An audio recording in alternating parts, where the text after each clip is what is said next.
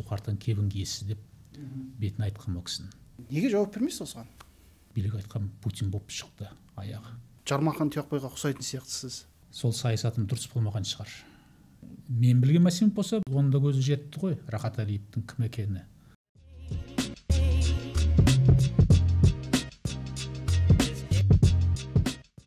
Қайырлы күн, құрметті көрермендер. Бүгін біздің студияға Ғалымжан Бәділжанұлы Жақиянов қонаққа келіп отыр. Ассалаумағалейкум аға. Уағалейкум ассалам. Жақсысыз. Ең алдымен бір басын ашып сұрағым келетін мәселе, сізді қазір қалай таныстырған, болмаса қалай атаған дұрыс? Енді бұрын енді облыстың әкімі болдыңыз, одан кейін жаңа ДВК-ның құрушысының біреуі болдыңыз, одан кейін жаңағы қылмыстық іске тартылғаныңыз бар деген сияқты.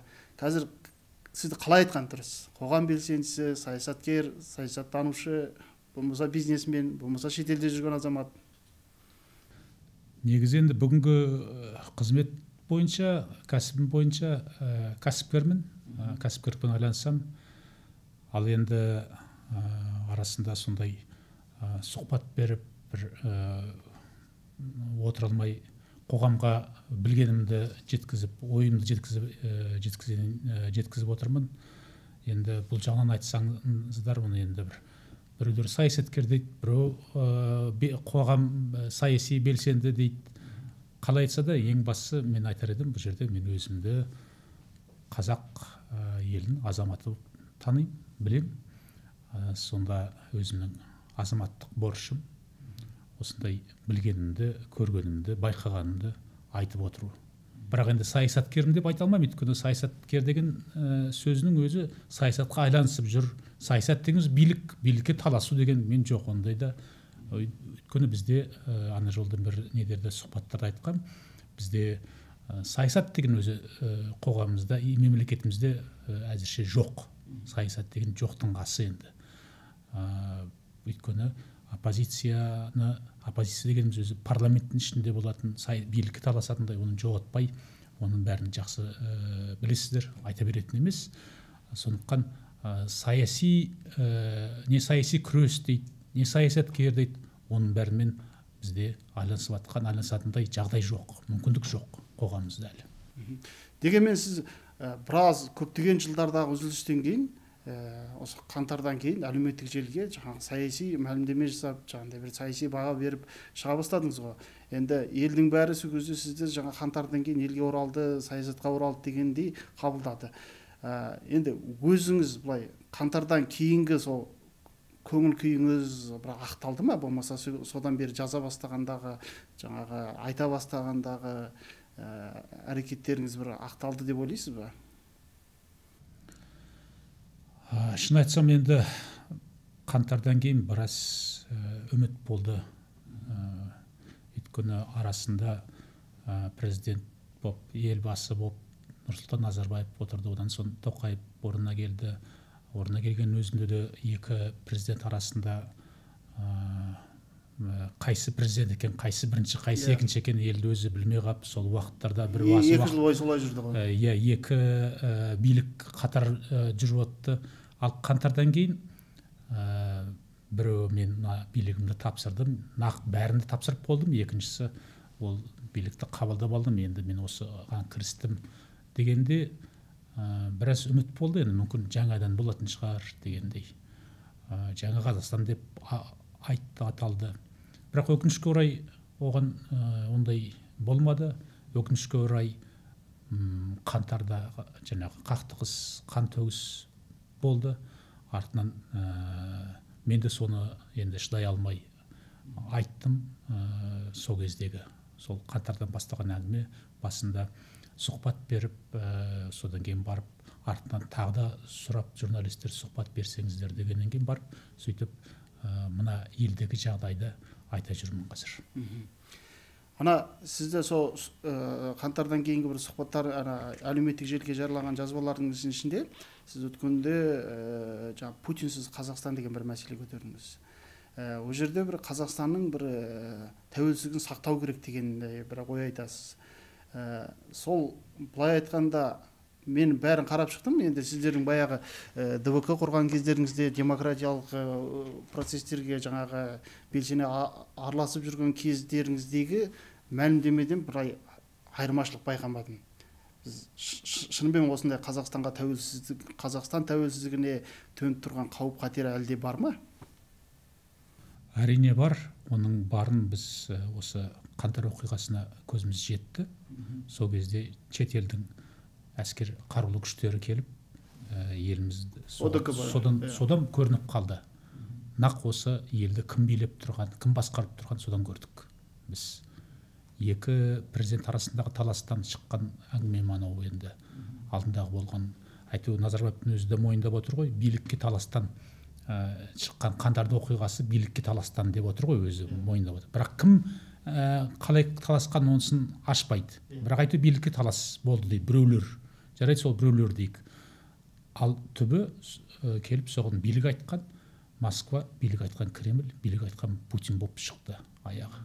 Сондықтан елімізге, еліміздің тәуелсіздігіне қатер төніп тұр деп тура айтуға тура келеді.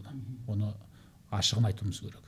Сол себептен тәуелсіздікке жеткен жоқпыз деп айта аламыз. Міне тәуелсіздіктің 30 жылдығын, 20 жылдығын, 30 жылдығын тойлап айтып жатырмыз ғой. Бірақ шын мәнінде тәуелсіздік жоқ. Ал тәуелсіздік болмай саяси жүйемізде осындай қалыпта қалып жатыр. Жаңағы бұрынғы авторитарлық жүйе дейміз ғой, енді бір президенттік жүйе дейді енді, бірақ негізінде шындығын айту керек, авторитарлық жүйе болып, сонымен сол қалпында тұрмыз әлі. Мұздап сол 30 жыл бойы міне осы сондай жағдайға келіп отырмыз. Міне өзгеріс жоқ, өзгерісті көріп тұрған жоқпыз. Сонда Путин дегеніміз енді бұл Ресейдің былайша айтқан кезде символы ғой енді. Путин өзі ғана емес шығар енді, Кремльдің жалпы осы бұрынғы империялықтан келе жатқан сондай бір синдром дейміз ғой, өздерінің сезімдері. Үлкен ұлы ағалық көрсетіп тұрады маңайдағы елдерге. Сол қарқынмен кеп бүгінде міне Украинадағы жағдайды көріп жатырмыз, соғыс жағдайын көріп жатырмыз. Біздің де мемлекетке, біздің де жаңағы жерімізге қатер төніп тұрған содан көріп тұрмыз. Оның бір екінші мәселесі бар ғой. Мысалы, жаңа сіз тәуелсіздікке қауіп қатер тұрғанда екі президенттің таласын айттыңыз ғой. Сосын қаңтардан кейін біздегі өздерінің жаңа саясаттанушы деп айтатындардың бәрі Тоқаевты бәрі мақтап шықты. Тоқаев деген керемет, характер деген мықты, тәуелсіздікті сақтап қалды деп. Ол тәуелсіздікті сақтап қалды ма, жоқ, әлде өзінің билігін сақтап қалды деген сондай да әңгіме бар ғой енді. Бұл туралы айтуға да келмейді, өйткені шындықта білмей отырмыз ғой, қалай болғанын. Қаңтардың қалай болғанын біз білмейміз.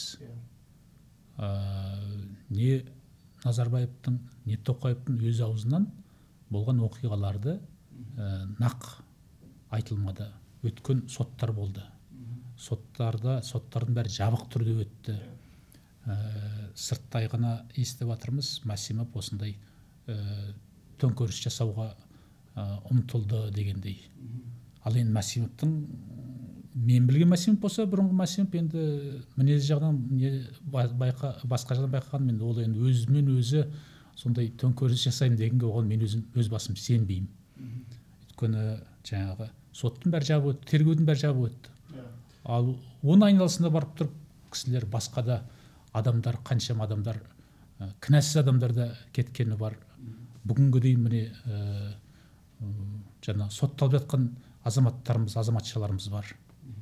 Осының бәрі ашылмады, осының бәрі әділетсіздікпен жүріп кетті. Жаңа Тоқаевтың қос билігін айтып қалдық қой. Тура сол кездерде мысалы жаңа Назарбаев де юре жаңа билікті тапсырдым деп 2019 жылы кеткеннен кейін өзіңіз білесіз, Тоқаев әрбір сөзінде Назарбаевты мақтап жүрді. Назарбаевтың саясатын жалғастырамын деді, соның ізбасары боламын деді, ашық айтты, жаңағы Астананың атын өзгертті, басқа облыстарда көшің аттарын берді. Кейіннен қаңтар болғаннан кейін Тоқаев мысалы Назарбаевты тікелей сынамайды, атын атап сынамайды, бірақ жаңағы олигополия деп айтады, бұрынғы жүйе деп айтады, қалыптасқан жағдай деген сияқты сол жағынан ғана сынап келе жатыр. Мен сұрайын деп отырғаным, сіз жаңа өзгеріс жоқ дейсіз ғой, бірақ енді Тоқаев келгеннен кейін, референдум өткізгеннен кейін, мысалы әкімдерді сайлау деген мәселеге көңіл бөлді. Сіз өмір бойы айтып келе жатқан тақырыбыңыз сол. Көңіліңізде шығып жатыр ма сол? Осы көрермендердің ішінде сайлау өткен неше адам біледі екен? Сондай сұрақ қояйықшы осы. Осы қараша айында сайлау өтті деп естіп жатырмыз ғой енді бір кейбір қала, кейбір аудандарда деген сияқты. Соның бір ізі қалды ма? Сайлау өтті деген, болмаса осындай кандидаттар болды, осындай талас болды дегенді көрмедік, естімедік.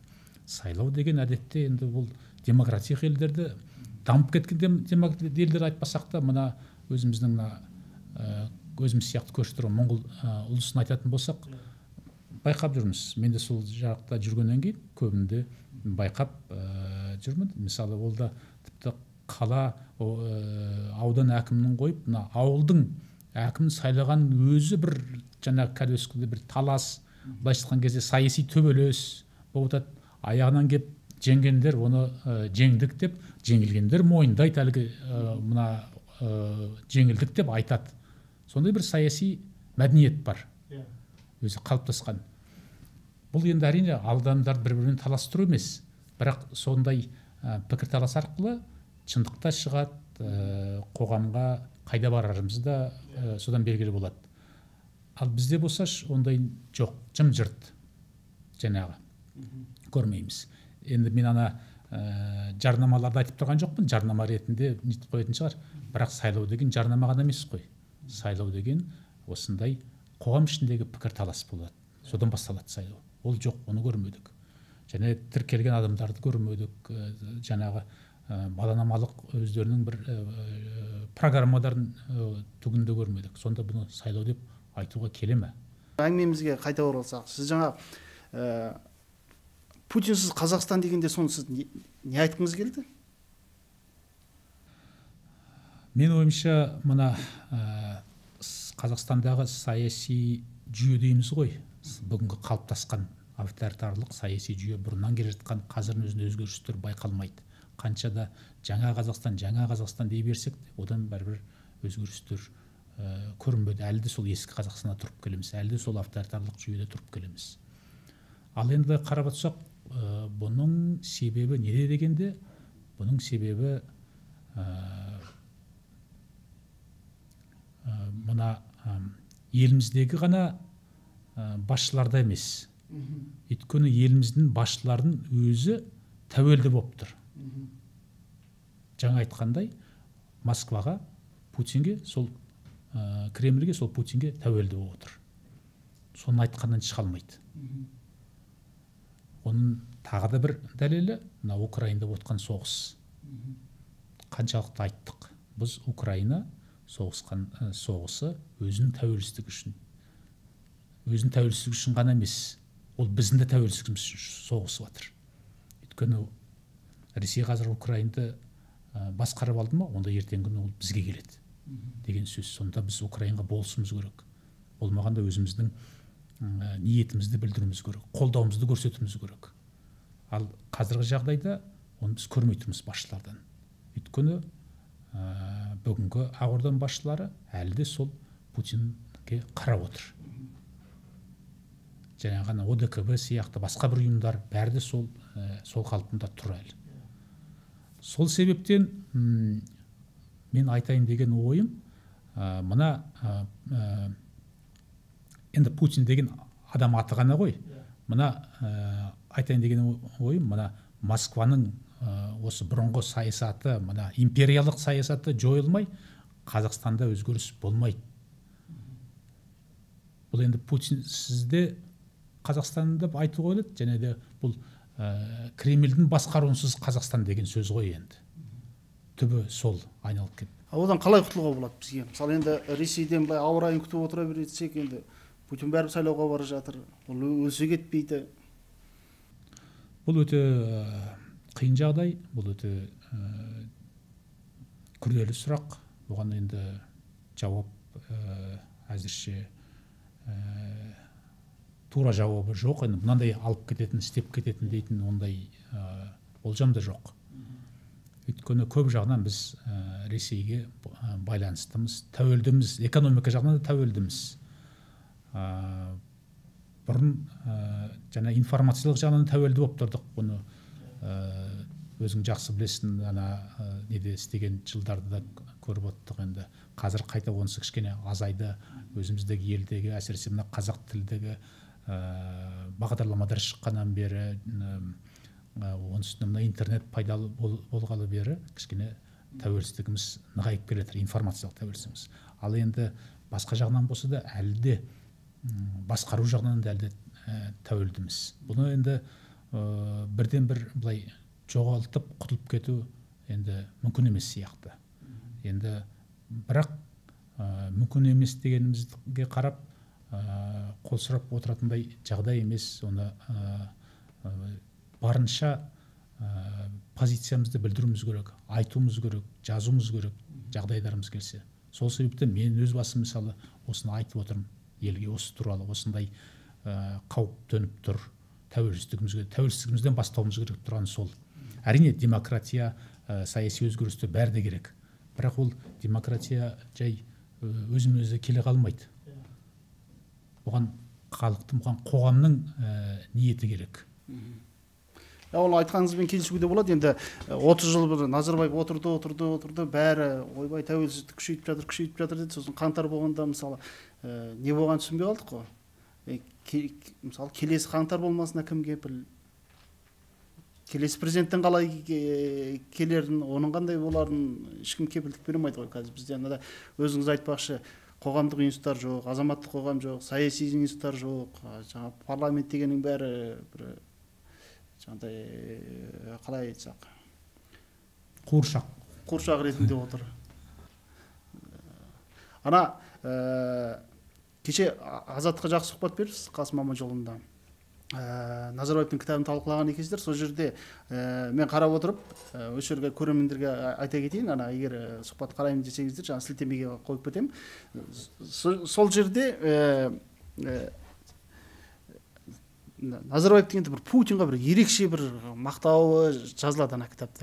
Кітапта өзіңіз оқыңыз, Қасым Аманжолда сұрады.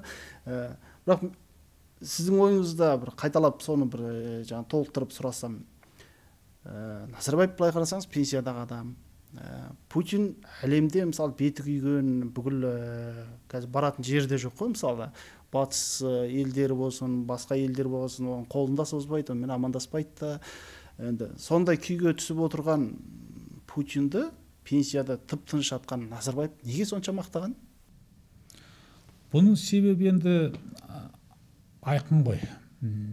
Путин рас шетелге бара алмайды. Анау батыс елдердің демократиялық, батыс ел емес, жалпы демократиялық елдер, жалпы мемлекеттердің енді басшылары кездескісі де жоқ, кездессе өз халқы оларды сынайды. Путинде қалған бір нәрсе, қарулы күштері бар. Путинде қалған қолында жаңағы мақтанатын самолет пен ракеталары бар. Соның арқасында бұл өзін жаңағы билігінде сақтап отыр. Оған енді көзіміз жетіп отыр. Басқа қалған түгі жоқ енді.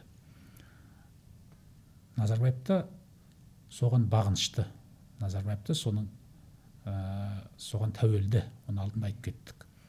Ал енді мына кітаптың рас жазған себебі одан көрініп тұр. Енді бірден енді өзінің отбасыларындағы жағдай, мысалы елге алдында жарияланбаған семьясы, баласы жөнінде соны заңдастыру деген сияқты ол өз алдына жағдай. Екінші мәселе, менің ойымша, Назарбаевтың өзін кезіндегі алған, былайша айтқан кезде жеген мүлік нәрселер бар сияқты, соны сақтау, соны қорғау. Енді оған кепілдік кім бере алады бұны қорғаймыз деп? Америка бере ма, Қытай бере ма? Жоқ. Бұның жаңағы Путинді паналап жүргенде сол сенімі де, соған сеніп отқан сол бір жаңағы гарант ретінде көріп отыр ғой соны. Осы менің келешекте ұрпағыма, келешектегі осы жинаған тергеніме деп ойлайды ғой енді. Соған бір кепілдік болатындай осы деп соған қарап отыр. Байқадыңыз ба, байқамадыңыз ба, мынандай болды. Біздің ақын жазушылар, зиялы қауымдар Назарбаевтың атын атап сынай бастады. Бұрын мақтағандар айтып жатты, ой, ол кезде мен білмей қаптым деп айтып жатты. Бірақ қызығы, Назарбаев Путинмен жолығуға Санкт-Петербургқа ұшып барды. Қайтып келгеннен кейін ел ішінде жаңа зиялы азаматтар, ақын жазушылар бар, басқалар бар, Назарбаев туралы ашық айтуды тоқтатып тастады. Одан кейін ел ішінде тағы бір сұрақ туып жатыр. Мысалы, енді бұрынғы Қазақстан Тоқаев айтса, айтқандай былқа толып жатса, ана жер кемшілік болса, ЖКХ кемшілігі болса, былай толып жатса, олигархтар жаңағы бәленбайнен жеп қойса, неге Тоқаев Назарбаевқа қатысты баға бермейді, неге оның ісін қарамайды дегендей айтады. Бір елдер айтады, жаңағы оған гарант Тоқаев Путин болып отыр дейді. Осы оймен келісесіз бе былай? Енді жаңа айтқандай, әрине осы екеуіне де Путин гарант болып отыр ғой. Екеуіне де яғни Қазақстанға да жаңағы билік жүргізіп отқан сол Кремль ғой. Демек Путин мына жағынан Назарбаевты да қолдап отыр, мына жағынан Тоқаевты да қолдап отыр да өзінің ойын жүргізіп отыр ғой, былай айтқанда. Енді ондай конспирологияны мен айта алмаймын енді. Мына жерде бір байқайтын нәрсе, бұл саясаттың, еліміздегі бұл да бір саясаттың көрінісі ғой. Саясат осындай жабық түрде жүріп жатыр. Көп нәрсені білмейміз. Жаңағы демократиялық елдерде болса, бұның бәрі ашық түрде айтылады. Кім кіммен қалай кездескен, қалай айтқан, не айтқанына дейін бәрі оған өйткені саясаткерлердің өздері мүдделі соны айтқанға, елге шығып, қоғамға шығып, осыны айтып бергенге. Өйткені айтпай қалса, ертеңгі күні мына айтпадым деп, оны өздерін кінәлайды. Сонда олар бәрін айтып отыр, осындай болды, ана мен неттім деп мысалы. Мына жерде болса, оның бәрі жабық түрде істелініп жатқаннан кейін, мынау жеңнің астынан істейді дейді ғой, қазақта бір сөз бар, сондай бір-бірімен қол астынан көрінбей, елге білдіртпей бұл шаруаны істеп жатқаннан кейін біз шетін ғана білеміз. Ана Петербургке барып келді, ана жақтан етіп келді. Бірақ әйтеуір сыбыс тарайды ғой. Жаңағы зиялы қауымды айтатын болсаң, басқа біреулер айтатын болса, ол естиді бір-бірінен.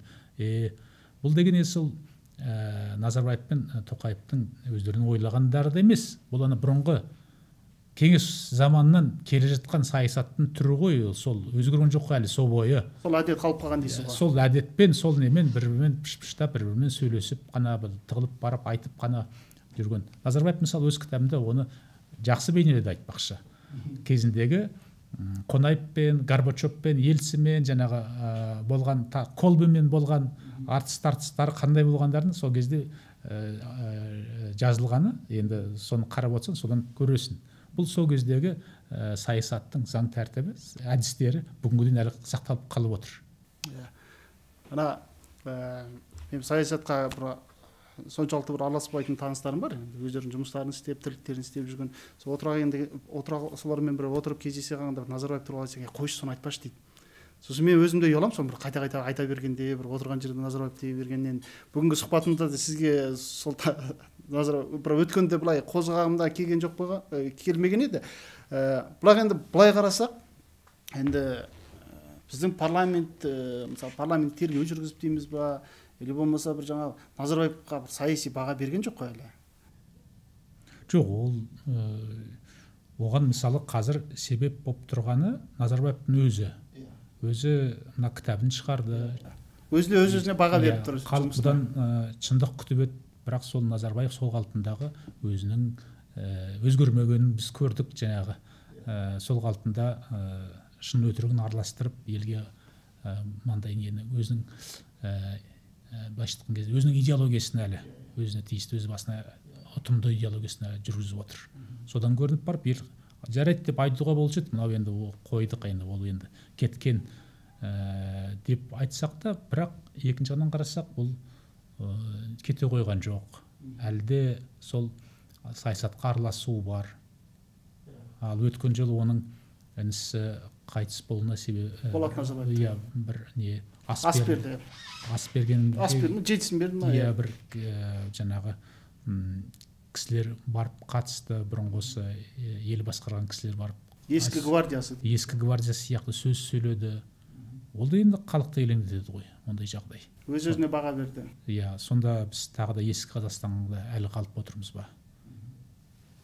Онда енді аз кем Назарбаев туралы біраз сөз қозғасақ, 2000 жылдардың басында сіз әкім кезіңізде бір Жасыл редакциясына келгеніңіз есімде. Сол кезде былай жалпы ұжым алдында бір сұхбат бердіңіз да, сосын бір кішігірім шай дастарханда отырғанда сіз бір сөз айтып қалғансыз, сол әлі есімде. Сіз 95 жылдардағы Назарбаев еңбек қабілеті сұмдық еді, түннің ортасында тұрып мәселе сұрайтын еді деп бір айттыңыз да, содан тоқтап қалдыңыз. Сол ойыңызды кейін айтқан жоқсыз. Сіз былай егер Назарбаевтың 30 жылдығын былай 10 жылдыққа бөліп қарасақ, бірінші 10 жылдықта, екінші 10 жылдықта, үшінші 10 жылдықта бір Назарбаевтың бір өзгешелігі бар ма былай? Енді адам ретінде енді мамандар айтады ғой, адам көп өзгере бермейді, сол бала кезінде, жастық кезінде қалыптасқан бір өзінің білім мәдениеті бар, сол кезде қалыптасқан бойында жүреді дейді. Ал өзгерсе қоғам өзгереді. Қоғам болса, мысалы сол 90-шы жылдардың басында елімізде жаңағы еркіндік деген сияқты демократияның енді аздаған бір бөліктерді көріп байқалды, болды.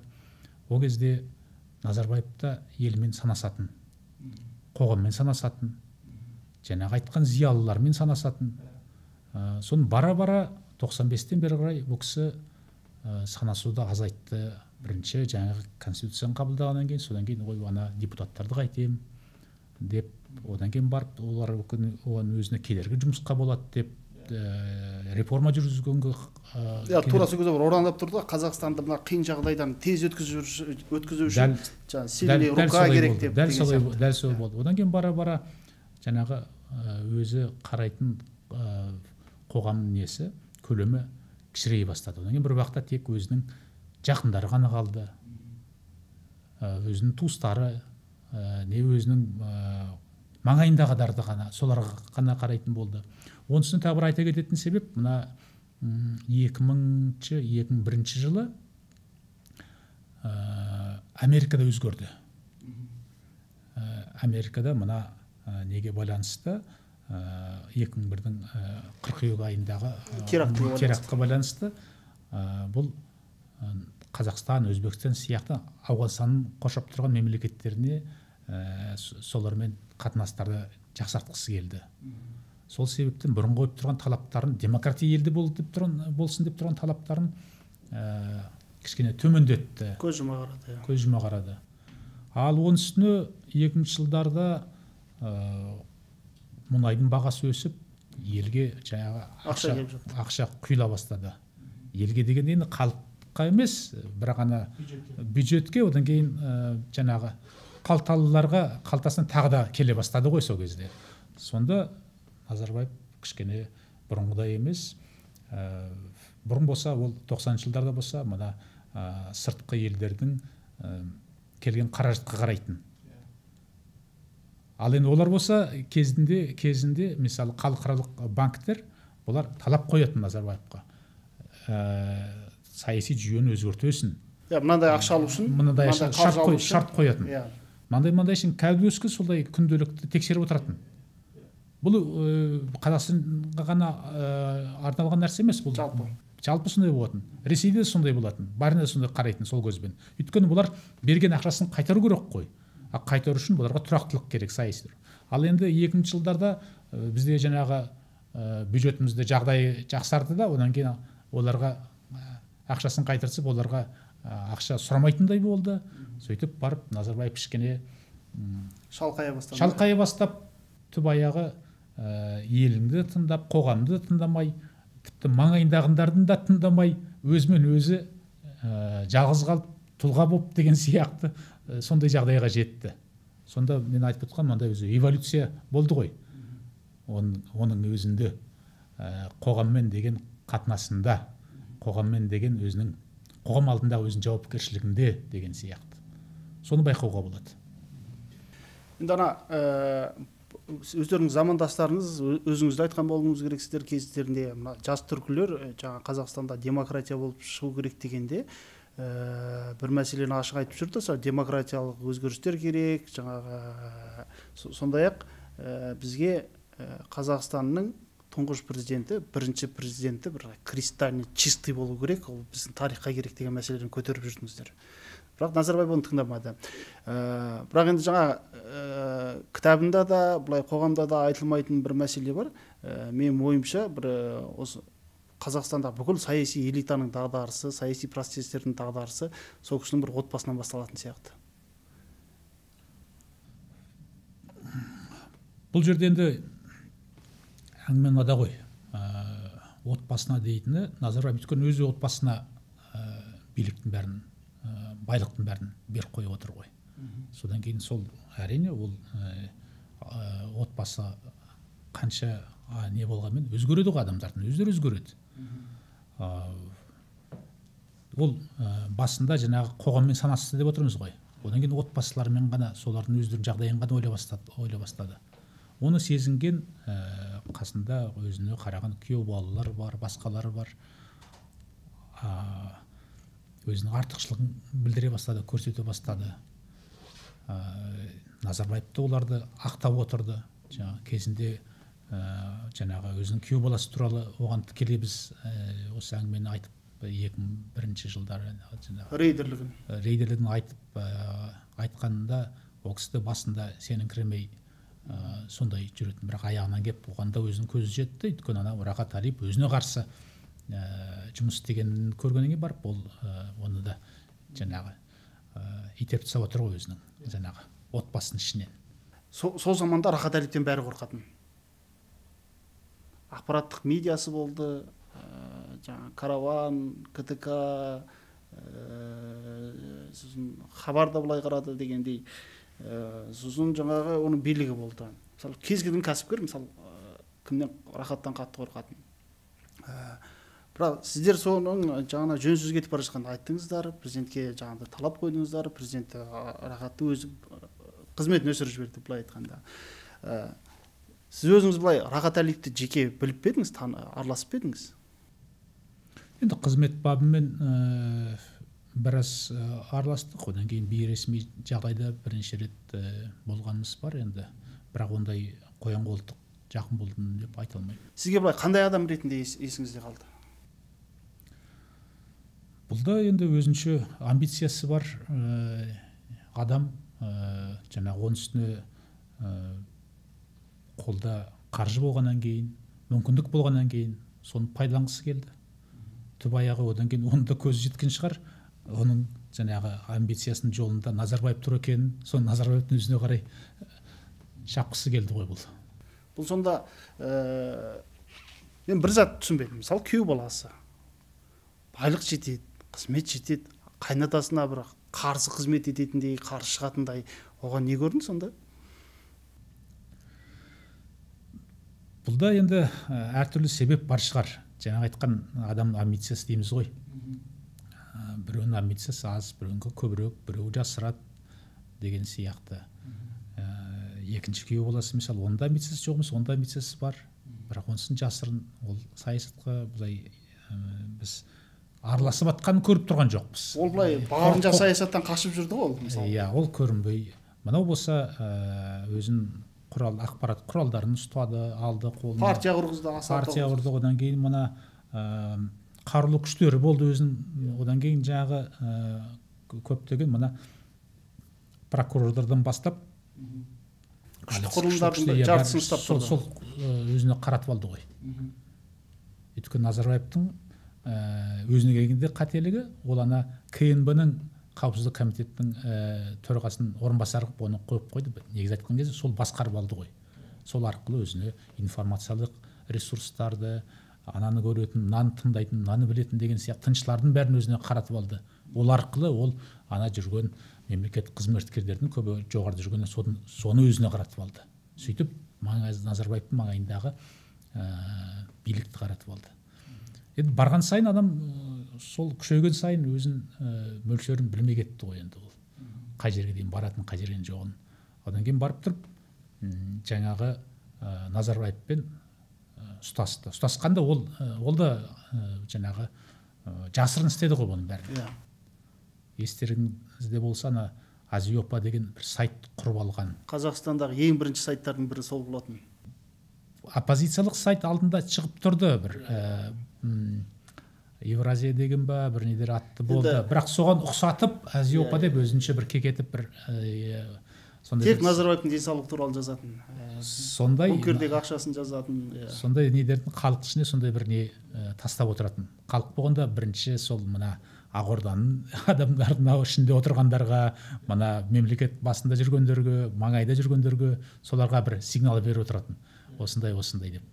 Одан кейін екінші мәселе, 2000 жылы өздеріңіз білесіздер, Ресейде өзгеріс болды. Бұрынғы Ельцин, демократ Ельцин орнына Путин, чекист Путин билікке келді. Бұл да ойлаған шығар, Рахат Алиевті айтам. Менде осы жолмен билікке келетіндей жағдайым бар ғой. Менде КНБ-де істеймін, менде генералмын деп өз-өзін санады ғой солай. Менде осындай жағдайым бар. Содан кейін барып, жаңағы естеріңізде болса, елімізде хандық сұлтанат болсын деген бір монархия болсын деген бір ол қайдан шығып жатқан бастама көтерді. Ол сол баяғы ана кісіден билік маған келеді деген сол үмітпен жасаған шығарған ұраны болды ғой оның, монархия деген. Бірақ сол кезде оның да Назарбаевты байқап қалып, оны да көріп, артынан оны да аластапты. Мен енді бұл сізден негізі сұрақ қойғым келіп отырған жоқ. Енді бұлай сіз конспирологияға жауап бермейсіз ғой енді. Бірақ енді бұлай кейде анан ойлайсың, мынаны ойлайсың, мысалы жаңағы Рахаттың қайнатасына қарсы шығуы, одан кейін барып мысалы Айсұлтанның мәлімдемесі, анандай жаңағы менің әкем кім дегендей, оның жаңағындай бір жұмбақ жайда қаза табуы, Рахаттың да мысалы асылып өлуі, одан кейін барып мысалы жаңағы Назарбаев енді өзі мойындап отырған жаңағы тоқалы, одан кейінгі одан балалар келу, сол арасында бір қыздармен, жаңағы бәйбішесімен арасындағы бір тартыс бәрі сондай көрінеді. Өзіме енді оны бірақ мен нақты сондай демеймін, бірақ жорамал енді оны сізден сұрағым келіп отырған жоқ. Бірақ сол кездегі мен жаңағы осы Назарбаевтың семьясындағы бір тартыстар Қазақстанға билік саяси өміріне әсер етті деген ойымды мына тұрғыдан айтқым келіп еді. Тура сол кезде ашықтан ашық Назарбаев сіздерді қудалап жатты, жас түркілерді. Бірақ екінші жағынан ол Рахат Алиевпен де алысып жатты. Ол соғыс мысалы 5-6 жыл, 10 жылға дейін созылды. Мүмкін Назарбаевтың биліктен кетпей отыруының бір себебі де сол болған шығар. Мысалы Рахатпен жаңа істі тындырып бітпей, мен қазір билікті кете алмаймын дегендей. Сондай болды ма мысалы? Ол сол 2001-дің аяғында мынандай жағдай болғаннан кейін оның да көзі жетті ғой, Рахат Алиевтің кім екені. Мен өз құлағыммен естідім, осындай мені осылай төңкермекші болыпты деген сөзді сол кезде естігем, өз аузынан. Сот болды ғой. Дәл сол кезде емес, сот болған жоқ. Кейіннен сот болды, бірнеше жылдан кейін. Бірақ ол оны алды да сыртқа шығарып жерді, бір ел шығып, Австрияға жіберді, басқа да бір жағдаймен ол қызметпен жүрді. Футболмен айланысты ма, тағы да бірдеме айланысты ма, әйтеуір бір елдің жұмысына араластырылған жоқ оны. Ел ішіндегі жұмысқа араластырған жоқ. Сонымен одан бүйтіп құтылдым деп отырған шығар. Өйткені ол да енді күйеу баласы, ол да оның балалары, мынаның немерелері деген сияқты сол ондай ішкі өздерінің жағдайлары болған шығар. Бірақ бұны араластырмадым деп тұрды. Артынан кеп анандай банктегі жағдай шықты. Банктың басшыларына байланысты Рахат Алиев Нұрбанкке қатысты. Екі менеджердің жауап кетуі. Сонда енді шегінен шыққан, сонда Назарбаев көрді, үндемеске де болмады. Содан кейін барып қаттылау талап қойған болу керек. Бұның арасында содан кейін барып бұл бөлініскені елге көрінді. Оның алдына дейін бұл жабық түрде тағы да өткен, көбінде жабық тартыс. жабық тартыс болды. Сот Бірақ тартыстар тартыс дейтін енді үлкенді сондай не емес, оны енді Назарбаев енді қанша айтқанмен президент қой енді. Қол астына ол сол кезде үкіметті ауыстырды, өз әкімшілік басшыларын ауыстырды, басқа да қызметкерлерін арақатқа қарап қалды дегендердің бәрін ауыстырып ананың несін, базасын, күшін азайтты. бірақ енді бір арақатта оның біраз жүйкесі жұқарды ғой, кітап жазды, ар жақта соттасты деген сияқты. Енді менің ойымда сол Назарбаевтың ана биліктен қайта-қайта бір сайлауларға барып, қайта-қайта бір жоғарғы дауыстар жинатып, ана кетпей отырғанда сол іштегі жаңағы өзінің күйеу баласымен соғыстар сол біраз уақытын созып жіберген сияқты көрінеді. Енді олайда айтуға болады, бірақ айланып кеп бәрібір де осыны бәріне де Назарбаевтың өзі жауапты ғой енді. Өз отбасының жағдай осындай болғанына, қоғамда осындай елімізде айланып кеп осы еліміздегі, мемлекетіміздегі осындай саяси жүйе қалыптасқанға сол өзі жауапты. Қайсына болса өзі жауапты бұған. Өйткені бәрін түгелдей өзі басқаратын, өзі бәрін тағайындайтын, соған жауапты. Мен кезінде ол кісі осы мына Қазақстан демократиялық таңдаулы қозғалысын құрылған соң ортамызда бір әңгімеде айтқам, мына жауапкершілік осының бәрін өз мойныңызда деп. Сіз не еліміздің тұңғыш президенті ретінде тарихта есімі қалатындай тұлға болып қаласыз ба? Мысалы, мынау Джордж Вашингтон бар, Ататүрк Кемал бар, сол сияқты есімді қаласыз ба болашақ ұрпақтардың? Ол кезде тек жаңағы мемлекетіміздің 10 жылды ғана болатын тәуелсіздік дегеніміздің. Не болмаса, мынау Индонезияның сол кездегі президенті шулап атқан Сухарто деген президенті болған. Мен айтқан, не болмаса мына Сухартоның кебін киесіз деп бетін айтқан ол кісінің. Мына түріңізбен, мына жағдайыңызбен. Бізге әрине мына сол кездегі жаспыз ғой, жас ұрпаққа біздің мемлекетіміздің дамуына атыңыз дұрыс атпен қалуыңыз, тарихта қалуыңыз керек.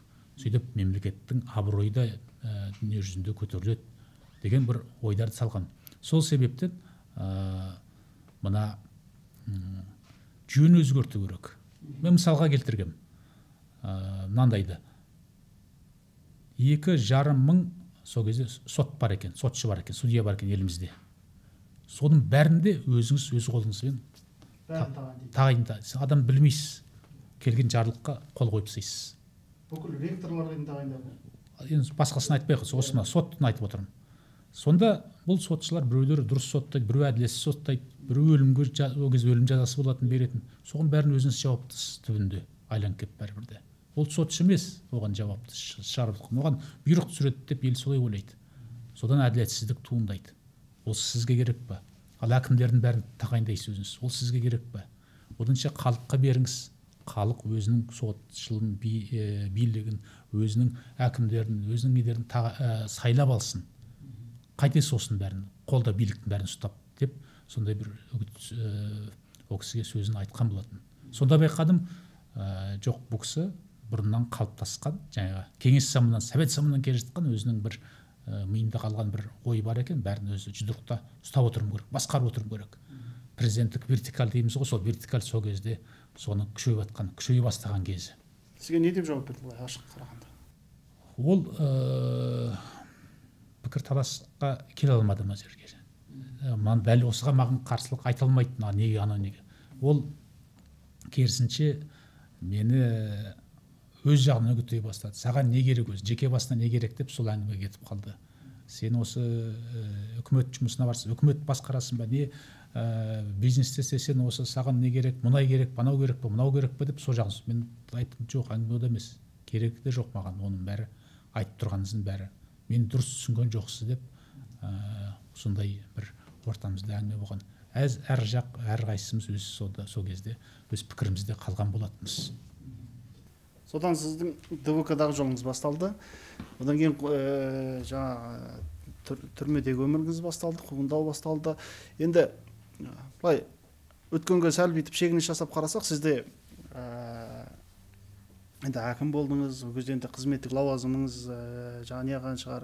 Мысалы өзім байқауымда сол халықтың алдында бір сұмдық бір халықтың сізге симпатия берген бір екі жағдайды білемін. Мысалы біреуі Алматыдан вокзалдан түскен кезіңізде бүкіл жаңағы екінші вокзал толып тұрды, бәрі сізді бір батыр ретінде күтіп алды.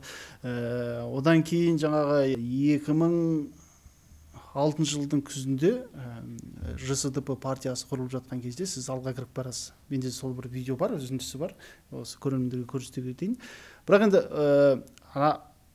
неде сіз вокзалдан келгенде, түрмеден шығып келгенде, ол кезде Алтынбек Сәрсенбайұлы тұр еді. Сосын жаңағы бір елдің бәрінде бір сенім болды, үміт болды. Ана Жармахан Тұяқбай партия ашам деп жатқан кезде, ол кезде Алтынбек Сәрсенбайұлы жоқ еді. Сол екі ортада сіз мысалы Алтынбек Сәрсенбайұлының қазасында сөйлеген сөзіңіз бар. Сол кезде былай айтасыз, жаңағы Алтынбек маған айтқан еді, енді қасымдасың, бірге істейміз деп айтқан еді деген сөзіңіз бар. Соны сұрайын деп отырғаным, Алтынбектің қазасынан кейін сол жылдың соңында Жармахан Тұяқбай партия ашуға жаңа конференция жинады, республикалық сарайында болды, бір 2000-3000 адам бар. Сол сіз кіргенде ел кәдімгі көтеріліп, неғып кетеді, бәрімен амандасып жүрсіз, не етіп жүрсіз деген сияқты. Сол кезде сізде былай не болған жоқ па? Мысалы, осы саясатқа араласуым керек, мына халық маған сеніп отыр, осын жалғауым керек деген сезім болды ма көңіл күйіңізде? Оны енді жоқ деп айтсам, ол шындық болмас. Андай болды. Бірақ екінші жағынан елдегі жағдайды, билікке байланысты жағдайды, тіпті оппозицияның өз ішіндегі жағдайды, оны да ескеру керек шығар. Бұл жерде енді бір жаңғай ғана айтып ол міне ой басқарып кетті, бүйтіп кетті, сөйтіп кетті дегенге. Билік жағынан болған кезде сол 2005-тің аяқ шенінде Заманбек Нұрқаділовты андай қаза болды. Одан кейін жаңа дәл мен сол кезде артынан 2006-та түрмеден шығып жатқан кезімде Алтыкеңнің рас кезіктік бір 10 шақты күн ғана, 2 аптаға жетпейтіндей бір уақытымыз болды. Күнде кездесетіміз, күнде талқылайтынымыз, осыны қалай істейміз деп, соның аяқ астынан Алтыкеңді атып кетті. Бұл деген Ақордадан келген сигнал деп есептеуге болады сол кезде. Ал міне қарсы шықсаңдар осындай болады, түп баратын жерлерін осы деп. Бір жағынан енді биліктің өзінің көрсеткені. Бәріне сигнал жіберіп отыр ғой. Ол кезде жаңағы күшейіп алған кезі Назарбаевтың мына қолында ақша да бар, қару да бар, елдің бәрін өзінің басшыларын бәрін өзіне бағындырып алған уақыты болатын сол кезде. Ал одан соң оппозиция ішінде әрине өз ішінде бір тартыс таластар да басталды сол кездерде. Оның шындығын айту керек. Бұны да тек оппозицияның өзінен ғана емес, бұны қоғамдық жағдай ғой, оппозицияның өзінен көруге де болмайды бұны. Өйткені жаңағы саясатқа жоғалтпай қойды.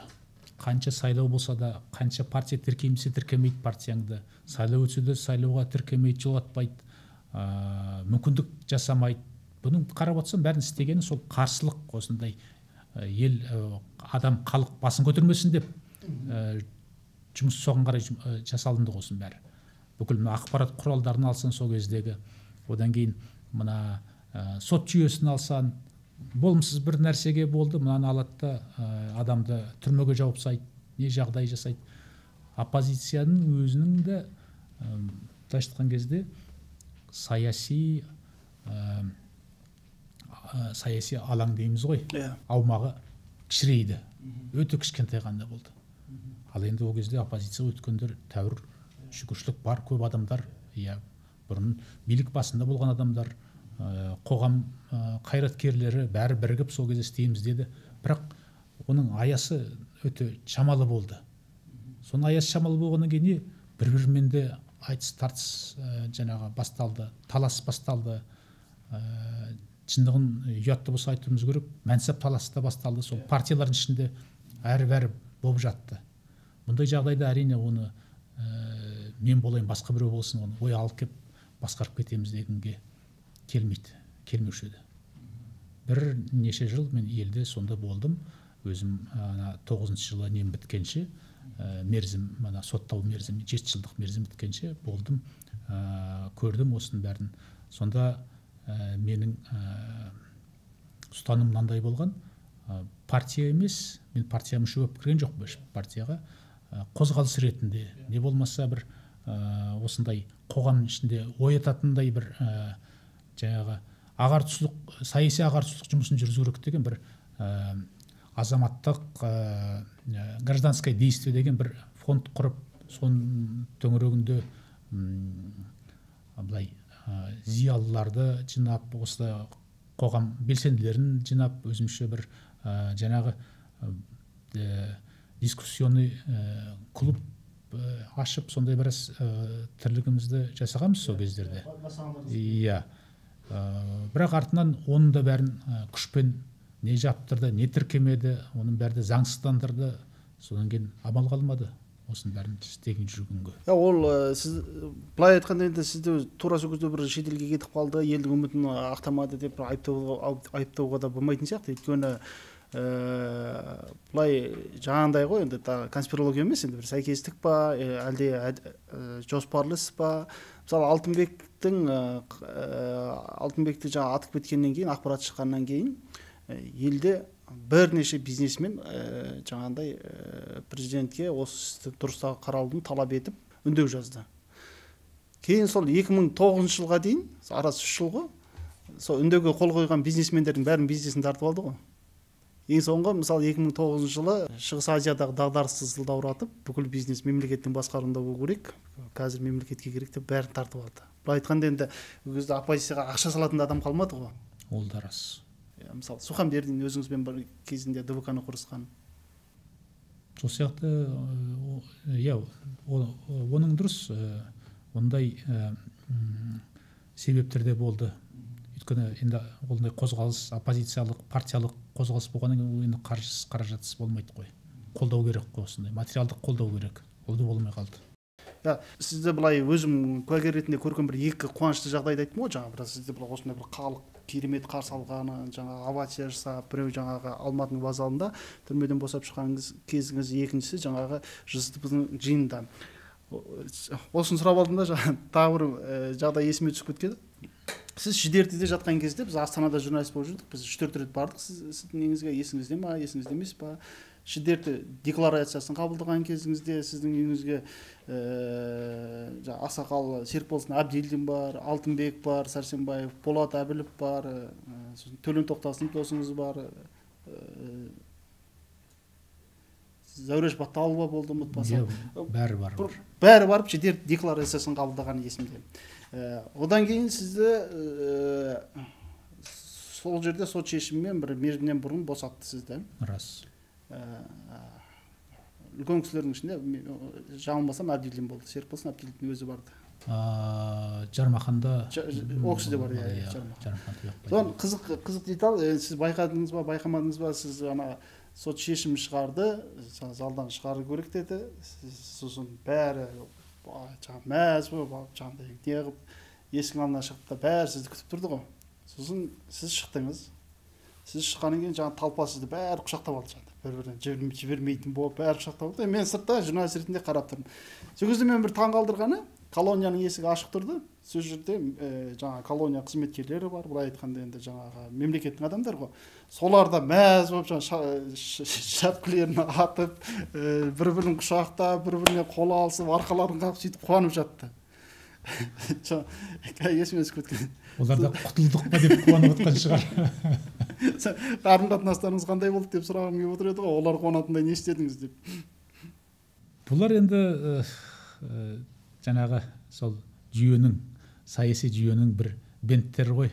Сол кездегі енді қанша қысым не жасап жүрсе де, бірақ артынан былай ақырын ғана сыбырлап бірдемесін айтып жүретін. Енді кішісі болса аға кешіріңіз, үлкендер болса бауырым, енді қой осы амалсыздан істеп тұрмын деп, үйдің жағдайы мынау шідерті демекші, не басқа бір төмен жағдайы болса, өзі кішкентай ғана бір ауыл ғана жер ғой, бір басқа жұмыста жоқ, бұларда барар жері де жоқ, сонда қызмет етеді колонияда. Бұлардың да кінәсі былайша айтқанда үлкен емес, ондайын айтқан кезде қызмет бұйрық түсті атқарамыз дейді, қама деді қамайды, қиындат жағдайын дейді, қиындатады, сонымен онда ол амалсыздан істеген шаруа ғой. Мен айтпақшы, ана жолы Павлодарда осы жуықта барып қайтқанымда көшеде енді кісілер былай амандасып, танығандар, білгендер сөйтіп жатты. Соның арасында бір кісі келіп аманда сәлем беріп жатыр. Сөйтсем әлгі мен басында танымай қалдым. Одан кейін сөйтсем өзгерген сияқтымын. Одан кейін мен осындаймын ғой, кезінде шідертте осы колонияда істеп едім ғой дейді жаңағы. Есінде қалғансыз ғой. Кәдеске сәлем беріп құшақтасып жатыр әлгі. Содан кейін ойладым, осы адамдар осындай жағдайда болады екен ғой, өзгереді екен ғой. Бұларда не жоқ қой енді, мысалы. Қайтсын енді, сол қызмет сол. Былайша айтқан кезде нан табу бүгінгі жағдай сол. Біріне бірін салып қойып отыр ғой кісі елді қазір. Павлодарға қашан бардыңыз? Осыдан қараша айында ма, шамамен сол. Осы бір ай бұрын, иә. Сіз осы Павлодарда әкім болып тұрған кезде сізді сыртыңыздан алып тастады ма Тоқаев барып? Иә. Одан кейін бардыңыз ба Павлодарға? Жоқ. Одан кейін жаңағы сіздерден Павлодар облысында ғой енді, иә. Ол енді қаланы айтып отырмын. Қалада, жоқ, қалада осы міне барғаным осы бірінші. Сол сыртыңыздан алып тастағаннан кейін бірінші болды, иә. Сол 20 жылда бірінші рет барып отырмын дейсіз. Иә, 20 жылда бірінші рет барып тұрдым. Тоқаев сізді сыртынан алып тастады. Иә, ол кезде премьер-министрдің бір үндеуі шықты. Біз ана ДВК-ны құрғанға қарсы бір аты шулы бір киндер сюрприздер деп айтатын. Киндер сюрприз деді да, террорист деді ма, интернет террорист деді ма, әйтеуір бір сөздерді айтты. Содан кейін барып, мен ол кезде Астанадамын. Астанада жүргенде жаңағы біз дәл сол кезде қызу мынау сол Қазақстан демократиялық қозғалысының таңдауының несін жаңағы жұмыстармен айналысып жатқанбыз. Ал енді содан кейін әлгіні естідім мен облыстан, маған аппарат жетекшісі телефон соқты, айтты, Павлодарға аэропортқа хабар келді, 02-ші борт қонатын болды самолеттің. Деген кезде енді ұқтым, премьер-министр барады, енді премьер-министр басы ол жаңадан бір әкім апаратын шығар деп солай ұқтым да, содан кейін ол қалай енді мені неге алып тастайды дегендей. Павлодарға барайын деп ұмтылдым. Астананың аэропортына келіп, сол жерде Мұхтар Әбіләзовтың самолеті бар, ана Як-40 деген кішілеу самолеті өзінің. Соны сұрадым әлгіден мен барайын деп. Ол кісі жарайды, бірақ самолетті ұшырмады, өйткені Павлодардың аэропорты қабылдамайды деді. Соны екі бассызға ұшып барайын дедім, болмаса. Ол сөйтсем екі басында қабылдаймыз деп артынан келіп жаңағы. Олар да жолын жауып салды. Оны алды да жаңағы тоғын бәрін өшіріп тастаған аэропорттың. Содан кейін не болса да машинге мініп көлікпен кезек көлік бір жолда бірнеше рет ауыстырып әйтеуір жеттім. Бірақ ол кезде барсам премьер-министр қайтып кеткен, орнына Ахметов отырғызған. Одан кейін барып не істеймін дегенде сол телевидениеға барып, ол кезде бір әрі үлгермеген телевидениенің бәрін жауып, соны тікелей эфирге шығып, елге, халыққа жөнімді айтып, жағдайымды айтып түсіндірдім. Сол кезде айтқаным болатын, жаңағы, маған сұрақ келеді ғой, ол кезде тікелей эфир болғаннан кейін, елге қайттан, Павлодарға қайттан келесіз ба, нетесіз ба, мемлекет қызметке барасыз ба? Мен айтқам, берген уәдем болатын, облысқа келсем келем, бірақ әкімдік жұмысқа келем, сайлаған әкім сайлайтын болса, сонда сайлаумен ғана келем деп, сондай бір уәде беріп кеткенім есімде. Бірақ одан енді нәтиже болмады, оның ар жағындағы жағдайды бәрін білесіздер. Қазір есіме түспей тұр, мүмкін сіз естіген шығар, сол кезде премьер-министр Тоқаев барып, Даниал Ахметовті апарды ғой әкімдікке. Сөйтіп залда мына кісі сіздердің әкімдеріңіз болады, жаңағы Ғалымжан Жақиян қызметтен босады дегенде, залда отырған бір депутаттар шу шығарған. Сіз естіп едіңіз соны?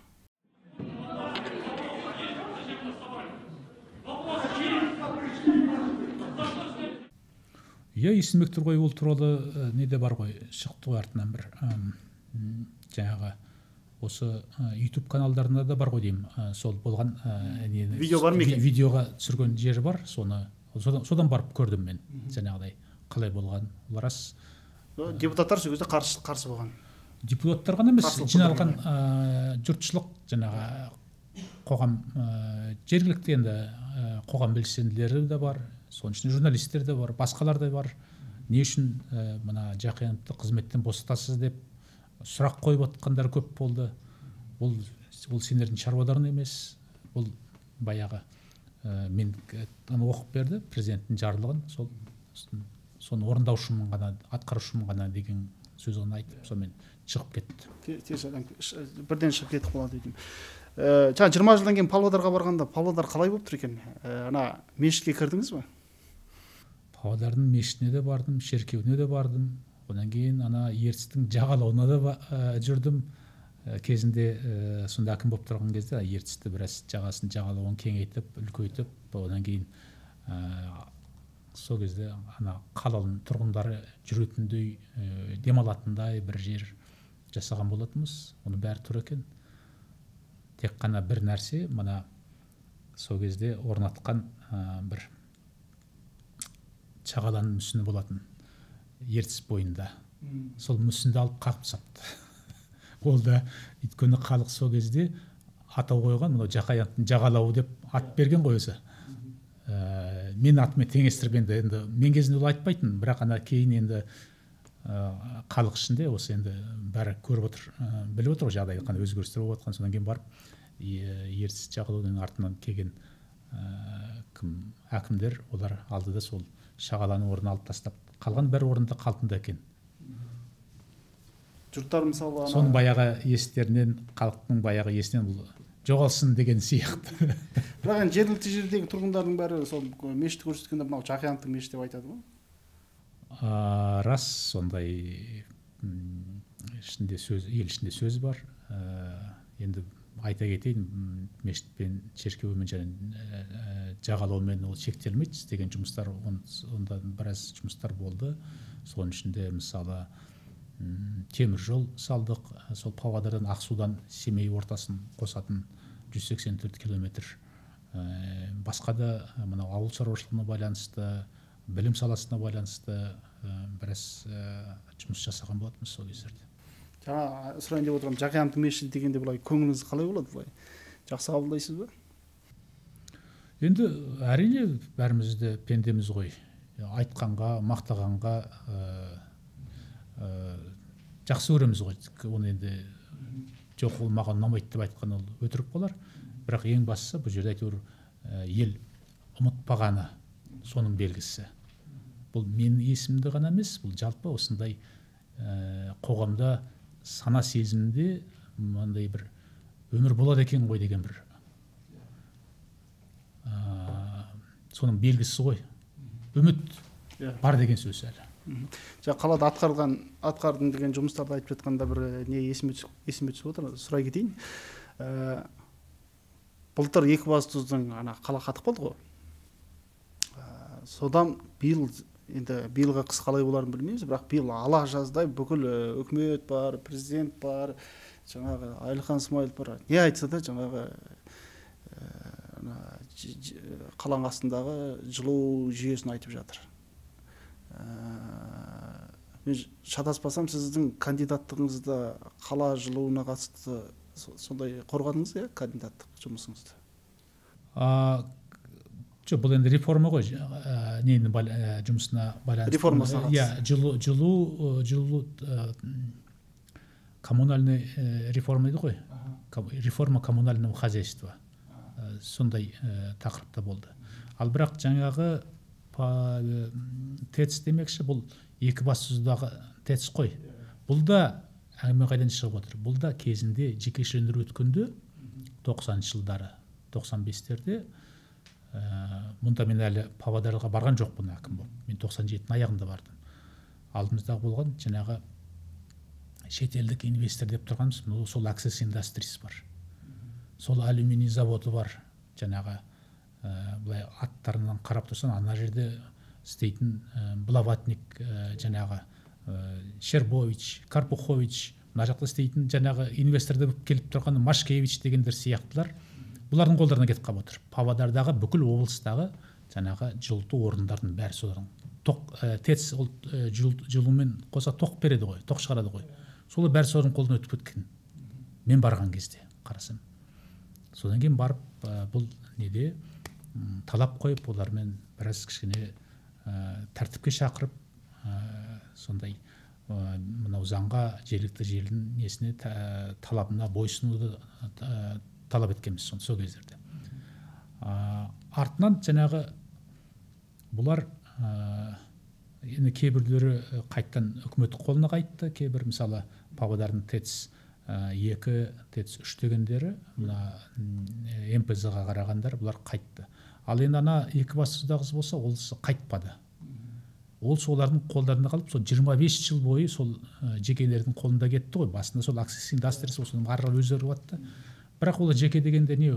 Бұлар оған қаржы салмаған, ана несі бәрі, жүйесі бәрі тозған, жаңағы ремонт жасалмаған. Бірақ ана абоненттен түскен ақшаны жинап алып отырады, мемлекеттен субсидия алып отырады. Субсидия алып отырған, бәрін жинаған, қалталарын салып отырған сияқты. Ал бірақ ремонтқа ақша жұмсамаған. Аяғасын сол не істейді, сол жаңағы котелдар недері жарылады, недері жылу құбыры жарылады, қатады, қала. Бірақ бұның басын сол 90-шы жылдан іздеу керек. Содан бастаған. Жеке сөндіруді өткізген кезде бізде осындай жолмен жүргізген.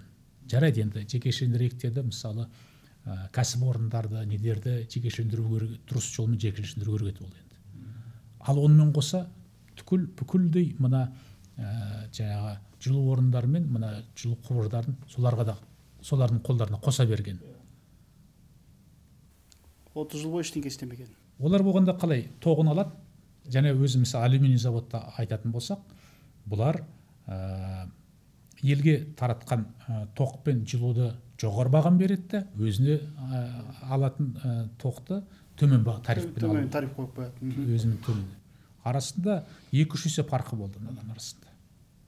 Сол кезде. Бірақ артынан біз түзеттік оны. Енді алюминий Павлодар нелердің жаңағы заводтардың несіне байланысты, оны ол кезде сол шетелдік инвесторымыз деп тұрған әлгі Назарбаевтың кітабында мақтанып отқан шетелдің инвестор деп тұрғандар солар ғой жаңағы. Өзіміздің Бішкектің жігіттері ғой былай айтқанда. Тондарын теріс айландырып, жоқ, ол кезде олар аталады келгенде компаниялар біреу Жапан Хром деп аталған, біреуі не дейді аты тағы да айту американдық CCL Oil дейді компания, сондай бір аттармен келген бір. Бірақ қарасам өзіміздің орысша сөйлейтіндер екен. Бірақ енді түп төркіні сол енді Машкевичтің түп төркіні енді Бішкектен ғой, енді университет сабақ беріп жүргенде Олжас Сүлейменовтің Невада семайына қосылған. Содан Назарбаевқа жақындаған. Содан сіздің облысыңызға инвестор болып барған. Ол Павлодар сол мен алдында барғандар ғой олар жинақтай. Сіз басқарған облысқа инвестор болып барған. Енді Ғалике біраз айттық, енді мен бір 1-2 сұрақтарым бар, бірақ оны бір өзім көрген затпен бір байланыстырып бір қойсам деп отырмын. 2006 жылдың 2005 жылдың соңында Астанаға мемлекеттік хатшы, ақш-тың мемлекеттік хатшысы сол кезде Кондолиза Райс келді. Біз Ақордаға бардық, олар жаңағы өздері бөлек бөлмеде жиындарын өткізді, сосын протокол бойынша жаңағы журналистердің алдына шықты. Сосын журналистердің алдына шығып еді, енді Ақордада әдетте журналистерге сұрақ қойдырмайды, ана бір дайындаған адамдар болады, не ол хабар болады, не Қазправда болады, екеуі ғана. Сосын бізге бәрімізге шықты да айтты, ешқандай сұрақ қоймайсыңдар деді, сұрақ қоятын Қазправда деді. Сосын ақш жағына да ағылшынша айтты, бірақ сұрақ деді. Сосын жаңағы Қазправда өзінің ресми сұрағын қойды, ақш жағы сұрағын қойды, сосын Назарбаевпен жаңағы Кондолиза Райс осылай микрофонда тік тұрып уже кетіп бара жатқан. Сосын ақштың журналистері шулап жіберді, айғайлап жаңағыдай Mr. President, one question, Mr. Назарбаев, one question деп, Назарбаев ұзап кеткен жерден тоқтап қайтып микрофонға келді. Сосын келіп еді ақштың журналистері қойған сұрақ мынандай болды. енді сөзбе сөз цитата ретінде есімде жоқ, бірақ жалпы мағынасы мынандай болды. Сіздерде мысалы Жақиянов пен Әблязов сияқты саяси тұтқындар түрмеде отыр. Сіз өзіңіз диктатор есептемейсіз ба деген сияқты сұрақ қойды. Назарбаев былай деп жауап берді. Сіз мүмкін естіген шығарсыз, естімеген шығарсыз. Ол екеуі ешқандай саяси тұтқын емес, ол екеуі жемқорлық бойынша сотталған деді. Сіз ол кезде түрмедесіз. Жемқорлық бойынша ол бәленбай ақшаны жеп қойған, қалталарына басып қойған деді. Бірақ содан кейін сіздің замандастарыңыз сол кездегі мысалы Алтынбек бастаған қасындағы жігіттердің бәрі баспасөзге мәлімдеме жасады. Назарбаев бүкіл әлемді алдап отыр, ақшты да алдап отыр, өтірік айтып отыр, әдеттегідей. Жақиянов мысалы ол бюджет қаржысын жемеген. Біріншіден, екіншіден қалтасына ақша баспаған, оның сотталған айыбы бюджетте тұрған 2 миллион теңгені бір бағдарламаға бөлінген 2 миллион теңге басқа бағдарламаға салып жіберген. Ол ешқашанда жемқорлыққа келмейді деп айтты. Енді осы жерде сұрайын деп отырған, сіз өзіңізді саяси тұтқын деп есептедіңіз ба, есептейсіз ба? Егер есептесеңіз, мысалы жаңа Қазақстанда бір қазір енді реабилитация жүріп жатыр ғой. Сондай жұмысқа барасыз ба? Әрине бұл саяси тапсырмамен жасалған ол қылмысты емес, енді жасаған, мысалы жаңа өзің айтып отырсың ғой, 2 миллион теңгені билігін асыра пайдаланды деп отыр. Маған қойған айыбы сонда анау бұл төтенше жағдайға арналған ақшаны өз еркімен жұмсады. Бірақ заңды нәрсе ол кезде төтенше жағдайдағы мысалы Астананы өзін алатын болсақ, қаланы емес, үкімет басшыларын өздерін алатын болсақ, ол кезде ол дәл біз сол кезде дәлелдегенбіз, ол ақшаларды Астананың президенттің үйіне де жұмсалып жатқан болатын. Ол кезде ол ақша оған емес, біздің жұмсаған ақшамыз мына бір төтенше жағдайға байланысты базаны бір жерден екінші жерге көшіруге, соны көшіруіне жұмсалды. Былайша кезде ол бәрі заңды, заңсыз нәрсе жоқ. Сыртқа кеткен ақша жоқ. Сыртқа кеткен ақша жоқ. Сіз алған ақша жоқ. Алған қалтама салған ақша жоқ, не жоқ. Ол әңгіме, ол кезде мен 2 миллион теңгені оны оған қызығатындай ақша емес қой, енді шын айту керек, ол соған бола мен оны бірдеме соған істеймін жоқ деген әйтеуір айта кету керек. Бұл жерде ол басқа да көптеген бір 10 шақты 20 шақты неше істерді қарап қозғамақшы болды ғой, бәрін ақтарысып төңкерісіп арпалысып жаңағы неше ай бойы жұмыс істегендер бар ғой, прокурорың бар, КНБ-ң бар, бәрі жабылып істеді ғой сол кезде. Соның аяғы түбінде шыққан осы ғана болды. Бұл әрине енді саяси тапсырма, және мен өзім соңғы сөзімде де бұны айттым. Бұны тапсырма беріп отқан Нұрсұлтан Назарбаев деп. Бұл енді маған берген жаңағы өкім шығарған соттың өкімі емес, бұл Назарбаевтың маған шығарған өкімі деп мен солай деп сөйлегем сол кезде. Ал артынан жаңағы ақш-тың конгрессі бар, халықаралық ұйымдар бар, халықаралық ұйымдар бар, Европарламент бар, Европаның парламенті бар. Бұлар бәрі де осы Қазақстандағы сол кезде сотталғандарды, соның ішінде Мұхтар Әблязов бар, мен бар, Сергей Дуванов бар, мұны саяси тұтқындар деп атады. Кейінгілерін де атады, айтқан болатын. Бұл енді сот, Қазақстанның соты олай айтпаса да, бірақ халықаралық ұйымдар солай деп соған баға берген болатын сол заманда. Ал ол кезде әрине бұны бұл әңгімені көтеруді, қозғауды мүмкін болмады енді.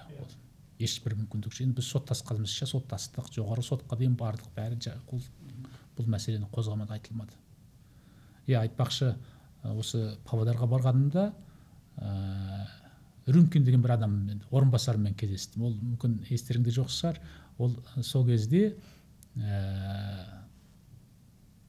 менің орынбасарым осы жағдайға байланысты бір маған қарсы не берді, показания берді, маған қарсы деп сондай бір шығарған болатын. Бірақ оны өзін сотқа әкелмеді, көрсетпеді. Ол Омскте ауруханада жатыр деді. Есіме түсіп отыр. Содан кейін соның атынан бір телеграм келді деді. Маған Рюмкин осы жылы айтып отқаны кезіктік, көрістік, ондай болған жоқ дейді, мүлдем дейді. Омскте болғаным рас, операция өткенім рас, жаттым, бірақ мен телеграм салған жоқпын дейді. Жаңағы содан өзі көрініп отыр. Ауырып жатқан адам деген. Және мен сізге қарсы ондай показания берген жоқпын деп отыр ол кісі. Ал соған сүйеніп отырып, мыналар қолдан жасаған бір телеграммасын, ол айтады, рас, нелер келді, тергеушілер келген, бірақ мен телеграмма бермеймін деп айтқан дейді оларға дейді. Соған сүйеніп отыр. Бір мәселе. Сөйтіп бәрі қала берген, артынан естідім 2016 жылы, жаңағы, мен жуықтағаны биыл ғана оны білдім. Президенттің, ол кездегі Назарбаевтың жарлығымен бірінші қатар осындай істер, саяси істер дейміз ғой. Соның ішінде менің ісім бар, басқалар да бар. Бұның бүкіл де архивін жойып жіберген. Архив жоқ. Сақталмаған. Сондай жауап келді бізде. Мына қызық екен. Жуықта оны өзіңде естіген шығарсың. Сол кездегі тағы да сыртынан 10 шақты не болған, қылмыстық іс қозғаған, ол бүгінгі дейін әлі осы биылға дейін жабылмаған іс болып келген. Сол сұрайын деп отырған осында. Бұны қазір айтармын, иә. Ал мынаны болса архивін бәрін жағып жіберген деп сондай жауап келді, түгі қалмаған жаңағы. Сот процесте бүкіл документтеріңізге жоқ қой? Жоқ. Соттың шешімі де жоқ. Мен айтам, мына дәл осы кезде мысалы анау саяси қуғынданған адамдардың 70 жыл өтсе де, жалпы заң бойынша бұл архивде 70 жыл сақталу керек, заң бойынша 70 жыл тұру керек екен осындай. Ал енді қазір мына 55-ші 35-ші жылдарғы нелердің архивтерін шығып жатыр ғой, айтып жатыр осындай деп. Бұнау болса жоқ деп жауап келді. Жағып жібердік дейді. Ал енді жаңағы арасында қай бір жылы Назарбаев ана кешіңіз сөзіңізді бөліп ғой. Бір сайлау өтіп, осы президент сайлау ма, сосын бір 2 жылға жеткізбей бүкіл бюллетенді жағып жіберіп еді ғой. Соның ішіне қосып жіберген болып тұр ғой онда. Бюллетендерді жаққаны бар, одан кейін салық декларациясында жаққан 1 рет емес 2 рет 3 рет осындай амнистия жасап жүрді ғой, анандай заңдастырып жүрді ғой өздерінің ана чиновниктердің, бір күнде бизнесте болмаған чиновниктердің табыстарын былайша айтқан кезде енді алған пәрелерін содан заңдастырамыз деп бүкіл декларацияның бәрін жағып берген тағы да бар ғой. Демек сіз енді саяси реабилитацияға келмей ма сіз бұлай жасауға? Құжат жоқ. Ана іс бойынша құжат жоқ. Енді қазір енді заңгерлермен ойластырып жатырмыз, қалай істейтін жолы бар екен оны. Ал екіншісіңіз жаңа өткенде бір әлеуметтік желілердің бәрінде шулап кетті ғой, сіздің ісіңізде қайтадан іс қозғады деді, одан кейін бір ведомствода бар деді, екіншісінде жоқ деді, сол түсініксіз болып қалды өзіңіз соны. Иә, бұның мән жайы былай болды. Бұл 2002 емес, бұл 2003-тегі. Енді ол алдынан келе жатқан әңгіме, бірақ 2002-де сотқа ілінбей қалды. Өйткені ішінен қылмыстық жаңағы шаруа табылмады бұл әрекеттерден. Әртүрлісі болды, Семейдегісі бар, Павлодардағысы бар. Мен әкім болып істеген кездерінде ананы іздеді, мынаны іздеді, айтып қойшы, сонымен түк табылмағаннан кейін бұлар 2003-те мені ана Мұхтар Әблязов сияқты бір өкіну хат жаз президенттің атына деп сондай мәжбүрлеу жолында мәжбүрлемекші болып қысым жасаумен колонияға келіп, Құсмұрынға келіп, КНБ басшылары бар. Осы нені істі қозғады. Маған турасын айтты жаңағы. КНБ-нің басшысы өзіңіз Дүтбаев болған. Дүтбаев бастап. Облыста бірге істегенсіздер. Дүтбаев алдында Павлодар облысында жаңағы департаменттің басшысы болған. Ол енді ана сіз хат жазсаңыз сол кезде Назарбаевтыққа андай былай айтқанда атағын аспандатып жібереді ғой. Мыналар келді, кешірім сұрап отыр. Ол да бар. Хаттан бұрын осы сіздердің ана атақтарыңыз шығып батыр не. Мен олардың технологиясын айтайын. Олардың технологиясы былай. Ол хат жазуда ғана емес әңгіме. Әңгіме бұны мына қылмыстық істерді, міне қылмыстық іс бар екен, соның бәрін мойындайсыз деп маған сөйледі. Ол не үшін мойындау керек? Оны мойындап, баяғы одан кейін барып мен оны неге сейфқа салып қоямын дейді жаңағы Дүтбаев. Жатады соның ішінде. Ешкім білмейді ол туралы дейді. Ал енді сіз бостандыққа шығасыз. Ал ертең күні шыққаннан кейін әртүрлі саяси басқа жаққа барып кетіп қалмау үшін, кетіп қалсатын болсаңыз, онда ананы алып шығамыз дейді. Кәдескі енді өзіңіз біліп отырсыз не шаруа екен бұл енді. Байлаулы тұрасыз. Байлау жаңағы мынау кәдуескідей ауылда өстің білесің ғой, мұқалардың тұмсығынан андай шынжыр байлап қоятын. Тану тағып қояды ғой. Иә, сол дәл сондай әдіс істемекші болды. Оған мен көнбедім. Одан кейін барып жаңағы істерді сол менің көзімше жаңағыны қозғады. Одан кейін жаңа өзі айтқандай сол істерді сақтап қойды, тұрды. Бір реті келгенде пайдаланамыз деген болу керек енді. Мысалы мен сайлауға түсетін болсам, соны шыға келетін істерді, не басқа бір жағдай болып жатса, оны тағы да топырлап шығарамыз деген болу керек. Артынан неше жыл бойы өзім бар, адвокаттар бар, оған хат жаздық. Мынаны жою керек, істі жабу керек деп сұрандық, жаппады. Содан кейін аяғы болмағаннан кейін адвокат мен бір өкілім неге барып, жаңа Павлодарға барып, прокуратурасына недерінен барып аяғы іздедік, бұны қайда жатыр бұл нәрселер. Өйткені бірін-біріне сілтейді. КНБ болса, біз бұны аштық, бірақ кейін МВД-ға бердік дейді. Ішкі істер министрлігіне бердік дейді. Ал ішкі істер министрлігі болса, бұны біз неге прокуратура өткеріп бергенбіз дейді. Материалын таба алмадық жаңағы. Жоқ. Сілтей береді бір-біріне. Бір-біріне сілтей береді, жоқ. Соны аяғы сотқа да жүгіндік. Анда барып аяқ түгі бір уақытта табылды, шықты. Мен ойлағам, сол енді жаңағына КНБ-ның айтқандай сол сейфінде бір жерде жатқан болу керек, бір сәт түскенде бұлар маған қарсы қозғаймыз ба деген. Бірақ ол түбі аяғы бұлар не ақтарып, қайтадан тексеріп, прокурор бар, қазіргі мына қаржы полициясы бар. Қаржы полициясы дейме, қалай дейді қазір өзі, жаңа бір орган бар ғой. Иә, қаржы қысқарған түрі. Сондай бір, солар бар. Әйтеуір түк жоқ, бұл істердің бәрін, 10 істің бәрін жапты. Біз сондай тыным бермеген соң, енді барар жері жоқ. Әйтеуір қағаз болса қағаз үстіне қағаз, сөз болса сөздің үстіне сөз, болмай отырып артынан қадағалап отырып кеткеннен кейін бұлдар жабылды. Сонымен қалды. Бірақ заң бойынша бұларда реабилитация болу керек еді. Бұлар кешірім сұрау керек еді, заң бойынша. Орынсыз іс қозғаған үшін, орынсыз осындай әурелікке ұшыраған үшін оны жариялау керек еді. Бұлар олай істеген жоқ, қысқаша ғана бір-екі сөйлем ғана сізге қарсы ашылған істердің бәрі жабылды, соған байланысты осы хабарлаймыз дейді. Ал енді реабилитация деген, оны енді келесі кезектің жаңағы әңгімесі, оны да біз бұйыртса ол әңгімені қозғаймыз. Және осы жерде айтарым, жалғыз маған ғана байланысты емес.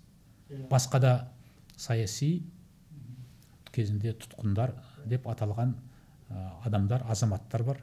Олардың да бәрін осы мәселесін көтеру керек. Бұл не үшін керек? Бұл менің ғана не болмаса 40 шақты адам бар ау дейміз. Олардың ақталу үшін ғана емес. Әрине бізге де, өзімізге де, біздің ұрпақтарымызға да ертең керек нәрсе. Бірақ бұл қоғам үшін керек нәрсе. Қоғам үшін болғанда, мынау сот бар, прокурор бар, әрқайсы өзінің шешімін шығарып отқан кезде ертең ойланатындай. Мыналар кеп, өйткені реабилитация олар қазір неге бармай отыр? Реабилитацияға барса, олар онда осы істі қозғаған кезінде қылмыстық жалған іс қозғаған, өтірік мәлімет берген, жалған мәліметтер жасағандар үшін жауапқа тартылады. Тіпті тура заң бойынша болса, түрмеге солар барып отыру керек болады. Солар үшін олар одан тартынып отыр. Ал енді бұл жерде біз мысалы жеңіп, бұларды түбі жауапқа тартатын болсақ, бұларды осы істегендерді, онда келесі прокурордардың, соттарын ойланады. Аяғын тартынады ғой. Тартынады. Сол үшін бұны жасау керек деп ойлаймын мен. Дұрыс. Бірақ жаңа 20 жылдан кейін бір аяқ астынан өткенде бір ақпараттар шығағаны, сол біздің бір әлеуметтік желіде пост жазып, сұхбат беріп, көбейіп кеткеннен кейін емес па? Не үшін шыға қалды деймін да? Ол да бар шығар, оның байланысы да бар шығар. Өйткені аяқ астынан енді көп нәрсе аяқ астынан осы былтырдан бері шығып жатыр ғой. Мен рас жаңағы басында айтқандай қаңтардан кейін сұхбат беріп, мақала жазып, пост жазғаннан кейін көп нәрсе басталды ғой. Жаңа Кандализа Райзовтан ары қарай сұрағым, екінші сұрағымды дайындайсам. Сонымен жаңа жерден Назарбаев ашуланып кетіп, жаңағы сұрақтарынан кейін сөйтіп жауап берді да шықты. Сосын біз Ақорданың ішінде терезеден тұрмыз. Ақорданың тура алдында Кондолиза Райстың жаңағы ұзын кортежі тұр, машинасы тұр. Сосын Назарбаев шығарып салды, мына кісі есігін жапты, и машина жүрмейді, қара машина. Бір орында тұр. Біраз тұрды, 5 минут тұрмай, 10 тұрмай. Бәріміз жаңағы неғып кеттік, неғып тұр, кетпей ма дегендей. Назарбаев бүйтіп қарап тұр, терезе жабық, машина жүрмейді. Протоколда білмеймін, дипломатиялық протоколда қалай қабылданатын. Соң барды да сөйтсек, бір Американың бір журналисі былай отыра салып, сол ақпарат беріп жатқан ба, ана журналист күтіп қалған ғой. Ана жүрейін десе, жаңағы бір адам қалып қалған Ақорданың ішіне.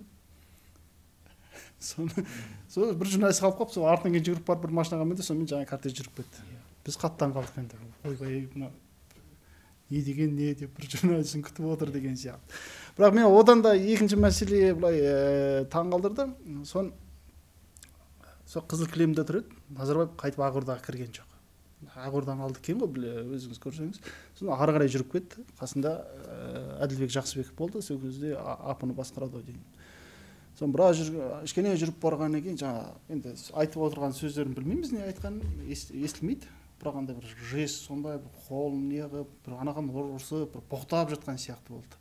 15-20 минуттай сол жерде жүрді ау деймін. Өйткені бізді кейінірек шығарды, бүйтіп айланып біз өзіміз айланып шығып барып, сосын кейін қарағанда. Сол айтайын деп отырған сол кезде былай Назарбаевтың бір Ғалымжан Жақияновпен жаңағы Мұхтар Әблязов десе бір жаңағы шаш тікірейіп кетіп, жыны келіп кететінін бір сондай көрініс па деп қабылдадым. Енді Назарбаевтың несіне байланысты кеше Қасымға айттыңыз, оны жаңа тіркеп қоямын, көрермендер өздері көріп алар, енді қайталап жатпайық. Енді Әблязовқа қатысты да бұрынғы сұхбаттарыңызды айтыңыз, енді жолдарыңыз екіге бөлінгені, не екені, оның бәрін түсіністікпен қараймыз. Бірақ мен сұрайын деп отырғаным жаңағы саяси репрессияға түсіп жатқан адамдарға қатысты ғой. Қазір енді бұрынғы соратник ретінде емес, былай өзіңіз айтсаңыз, мысалы сіз жағдайды былай өзіңізше бағамдап айтасыз. Қазақстанда саясатпен айналысуға мүмкіндік жоқ деп, ешқандай мүмкіндік жоқ деген сияқты айтасыз былай. Енді Мұхтар Әблязов өзі мысалы батыста жатыр, бірақ елде бір жақтастары бар, жыл сайын бір жақтастар сотталып жатыр. Мысалы Жыланбаев сотталып жатыр, Әйгерім сотталып жатыр деген. Енді Әйгерімнің несі қаншалықты олармен қатысы бар екен білмеймін. Бірақ сол Әблязовтың қазіргі тірлігін сосын қалай бағалайсыз? Мысалы сыртта отырып, іште отқа адамдар тастап қойып, жаңағыдай саяси белсенділердің санын көбейтіп, қайта-қайта айғай шығарып, шу шығарып отырған тірлігін. Бұл жерде айта кететін бір нәрсе, Мұхтар Әблязов жай отырмай өзінің енді белсенділігін көрсетіп жатыр, халыққа, қоғамға да айтары бар, айтып жатыр. Жалпы жаңа айтқандай саяси бір белсенділік болса, енді ол өзінің істеп отырғаны ол мүмкін дұрыс шығар. Мүмкін деп отырғаным себебі өйткені жаңағы екінші жағын оны өзіңді айтып отырсың, қай жағына айланып келеді. Жаңағыдай адамдар артынан еріп көшеге шық дегенге көшеге шығып, одан кейін ол артынан айланып келіп жаңағы репрессия болып жатқаны бұл енді дұрыс па, жоқ па, бұл енді адамдардың өздері білер. Жаңағы ерген адамдар бар, рас, қоғам ішінде бір бөлігі бар, соны еріп айтып жүргендер. Бұны мен енді қоғамның жалпы ашынғандығын көрсетіп тұрған. Соны сол жағынан қарау керек болған. Бұл жақсы жалғыз ғана Мұхтардың айдап қойған емес адамдарды. Әңгіме онда ғана емес. Мұхтар болса басқа адамдар ол шықпайды дегенге келмейді. Адамдар онсыз да шығатын еді. Әрине бұл жерде Мұхтар бұны өз ұрандарын сырт жақта жатып айтқанда бұл енді екі түрі ойласа болады бұны. Неге бұлай, неге бұлай емес деп. Мен бұл жерде Мұхтардың енді бір адвокат ретінде сөйлеп отқан жоқпын, ақтап отырған жоқпын. Мен өз көзқарасымды бұл неге бұл құбылысқа көзқарасымды білдіріп отырмын. Саяси іспен сотталған бізде бір 40 шақты азамат бар екен. Соны мен жаңа сізден сұрап отырғаным сол ғой, сіздер бастасаңыздар, мүмкін басқалары да сол ізге түсіп, жаңа саяси белсенді деген неден ақтала ма деген әңгіме ғой. Бұлар әрине жаңағы еліміздегі жағдай өзгермей, жаңағы Қазақстан болмай бұрынғы Қазақстан бола берсек әлі де солмыз ғой. Бұның көрсеткіші жаңағы Қазақстанға біз өттік пе өтпедік пе деген мада болады. Жаңағы осы саяси тұтқындар, соңғы саяси тұтқын түрмеден босап шыққаннан кейін, осылар ақталғаннан кейін, сонда біз айта аламыз, міне елімізге жаңа Қазақстан келе бастапты ғой деп. Ал оған дейін оны бәрі бекер. Қанша жаңа Қазақстан деп ұрандатып жатса да, бірақ жағдай жаңағы Марат Жыланбаевты айтамыз, Думан Мұхаммедкәрімді айтамыз, Әйгерімді айтамыз. Осылардың бәрі не үшін кетті, қалай кетті, сот жабық өтті, көрмедік, білмедік. Әділетсіз болғанды көріп отырмыз, әділетсіз кеткенін көріп отырмыз. Бұған қалай біз енді бұл адамдар экстремист, қалай бұл адамдар жаңағы террорист болып шыға келген, оны бізге айтпады. Әрине бұларды бостандыққа шыққан талап етуіміз керек, қоғам болып айтуымыз керек осыны. Жаңа Кондолиза Райсқа тағы үшінші сұрақ. Сол кезде Назарбаев айтты ғой, енді сізде мынау ақшаны жеп қойған, осындай деп.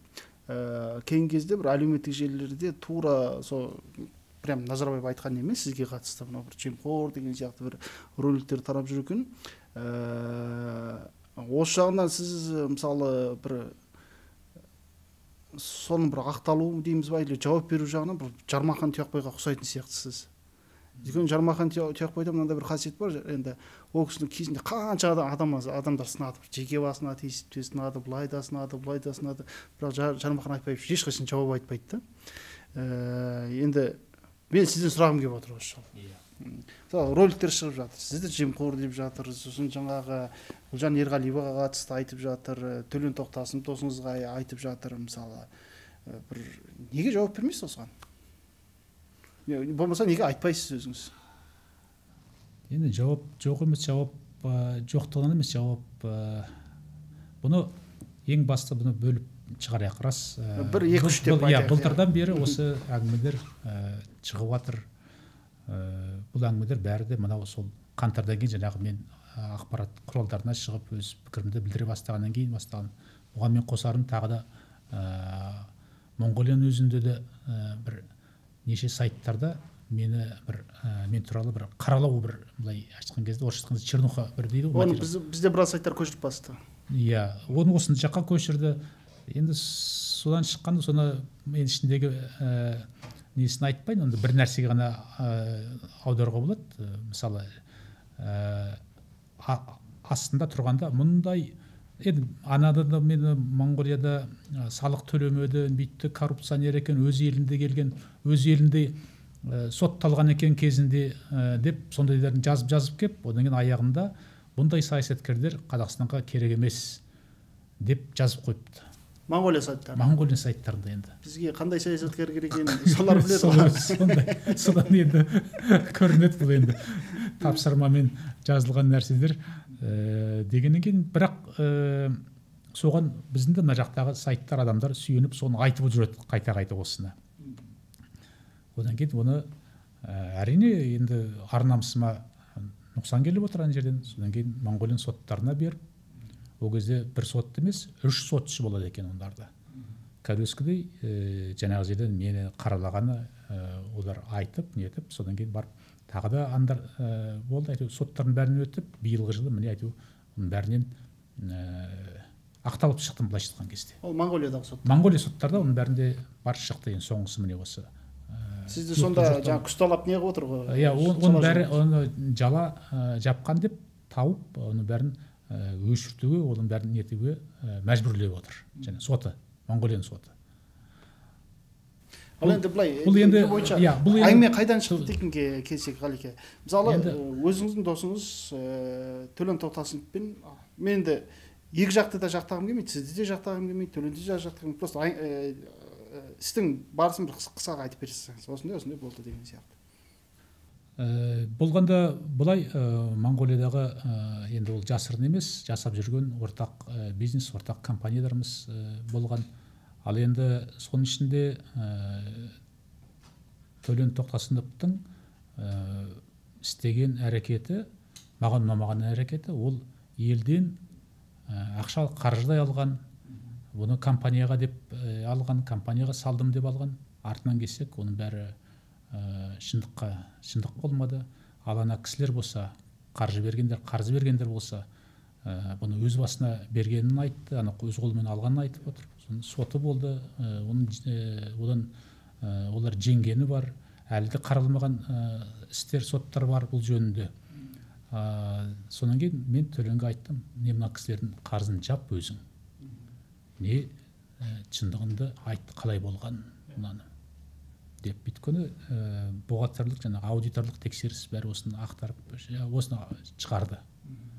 Одан кейін Төлен болғанда енді бұны айтқысы келмеді ме, енді мойындағысы келмеді ме, бірақ бұл не болса да маған қарсы істей бастады. Сол әрекеттен табысты болам деп ойлаған болу керек енді. Енді соның ішінде ол жаңағыдай болмаса мен полицияға берем, саған қарсы қылмыс қозғайым деді маған, сотқа берем деді. Тіпті болмаса ақпарат құралдарына барам деген бір бопсалау жасадым. Мен айттым оған, Төлен, сен мен жақсы білесің, мен сен айтқандарына көнбеймін. Қанша шантаж жасасын да жасай бер, бірақ мынау шындық ашылмай, мен қозғалмаймын дедім орнынан. Сен бірінші мынауынды айт, не болған жағдайыңды айт деген. Есесіне ол осы шаруаның бәрін ақпарат құралдарына шығарды. Былтыр шығарғанда мына Адырна деген бір сайтқа сұхбат беріп, YouTube каналдардан соған осы сөзін, осы нелерін айтты. Және сөздер жалған екен, оны өзі жақсы біліп отыр. Маған жалған ақпарат таққандарын, мысалы, соның ішінде Моңғолияның ана премьер-министрімен сыбайластық жасады деген сөздерді маған сондай бір айып тағып отыр жаңағы ішінде. Енді оған да мен айттым, артынан мынандай болса, мына бірінші енді сол жаңағы YouTube каналына несіне мынаны жоюын айттым, сұрадым, өтініш білдірдім. Оған нетпеген екен, артынан Төлен өзіне қарсы сотқа беруге мәжбүр болдым. Қазақстанда. Тоқтасыновтың өзі болса, ол Моңғолиядан шығып кетті. Моңғолиядан кіре алмайды. О жақта да үстінен қозғалған іс бар, қылмыстық іс бар, осыған байланысты. Иә. Одан кейін осында келіп, осы жерде жүргеннен кейін анда айтып атқан несі. Және тағы да айтып кететін жағдай, арасында, алдында онымен ортамыздағы бір адам бар, Тайыр Сейсенбаев деген ағамыз. О кісі кезінде осы өзі сот болған, жоғарғы соттың төрағасының орынбасары болған кісі, депутат болған кісі. О кісі жағдайында бұл да ақшасын алып, осындай бір неге неткен екен. О кісі онымен сөйлесті. Сөйлескен кезде осыны, мына сен жағдайды өз арамызда шешейік деп, тіпті татуластыру жағын ойластырды. Айтты анаған. Аны оған қарамай өзінің жағдай айтып қояды дейді, жаңағы мен мына жоғары жақта қолдайтындар бар деп, сол немен осы сұхбатқа шығып отыр. Дегенмен рас, жаңағы одан кейін сот өтті. Бір емес бірнеше сот болды. Солардың ішінде ол Тоқтасынов мынандай жала жапқанға кінәлі деп соттың шешімі шықты, табылды. Артынан келіп, одан кейін мен ол соттың шешімін орындаңдар деп Адырна жаңағы сайтына, солардың редакторына хат жаздым. Мынаны орындай, ал мынаны енді мынау шындық жалған нәрсе. Ойбай, қысым көрсетіп жатыр деп бәленбай материал жариялады ғой олар, керісінше. Ол енді қысым болғанда қандай қысым? Рас, талап қойдым, менің мына ар-намысыма нұқсан келген үшін 1 миллион теңге талап еттім. Бірақ соттың кезінде онысында айттым, енді ондай болса жарайды. Тіпті жайшын алып тастаңдаршы, болды енді. Алып тастап, осыны мойындаңдар. Басқа тұққа талап қоймайым. Өздері мойындасаңдар, өзі еркімен алып тастасаңдар, онда 1 миллионды да жаңағы талап етпеймін деп айттым. Оған көнбеді. Енді сол соттың жүріп атқаны, сол ары болатқан жағдайлар. Адырнаға мысалы, енді заң жүзінде, егер сіз айтып отырғандай болса, ол алып тастау керек ол. Мен журналист ретінде. Ол енді соттың шешімін орындау керек қой, шыққан енді. Сот шешімін орындау.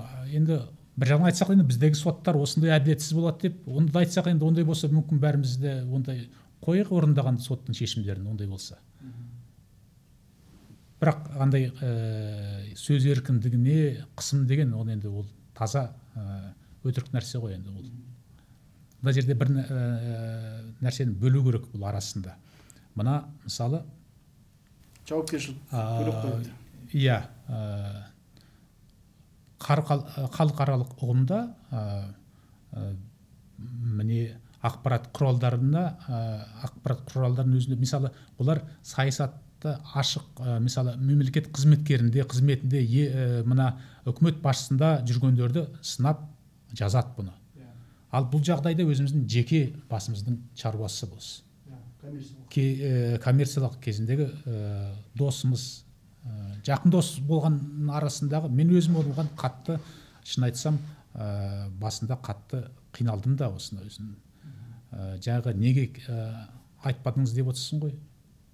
Айтпаған себебім бұл да бір жағынан айтқан кезде ұят. Өз ішіміздегі нәрсені шығарып қоғам алдында шығару деген нәрсе ол енді керек емес пе деп ойладым осыны. Қойдым да шығармадым, қанша жаңағы атакалап жазып атса да, айтып атса да осыны қозғап. Бұны енді бір жағынан түсінікті, енді бұл енді қозған сол ар жақ түбі тағы да сол бопсалау ғой, сол жаңағы.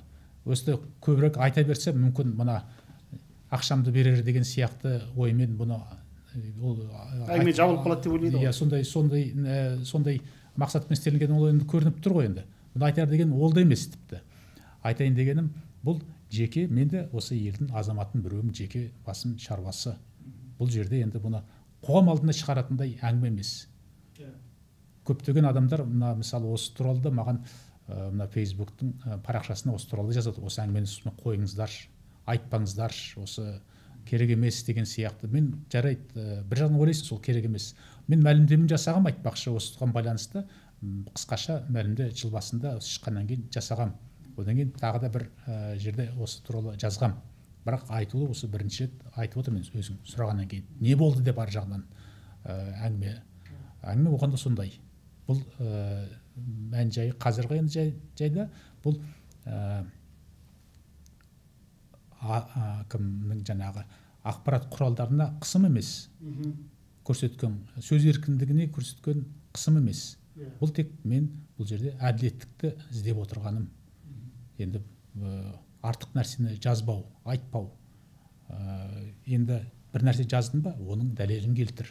Дәлелі жоқ болса, жай әшейін бопсалау мақсатымен оны шантаждап керек бар ма? Түсіндік.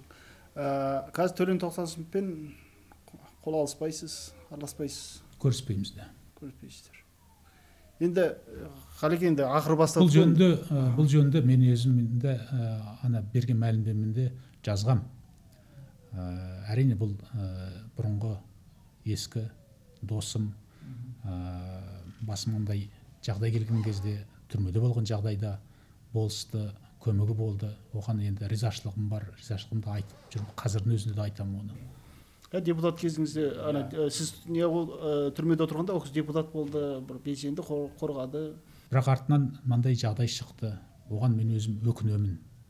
Және бұл жағдай қоғам алдында, ел алдында ашып жарияланған үшін де мен өзім өкінемін. Реніштім осы үшін.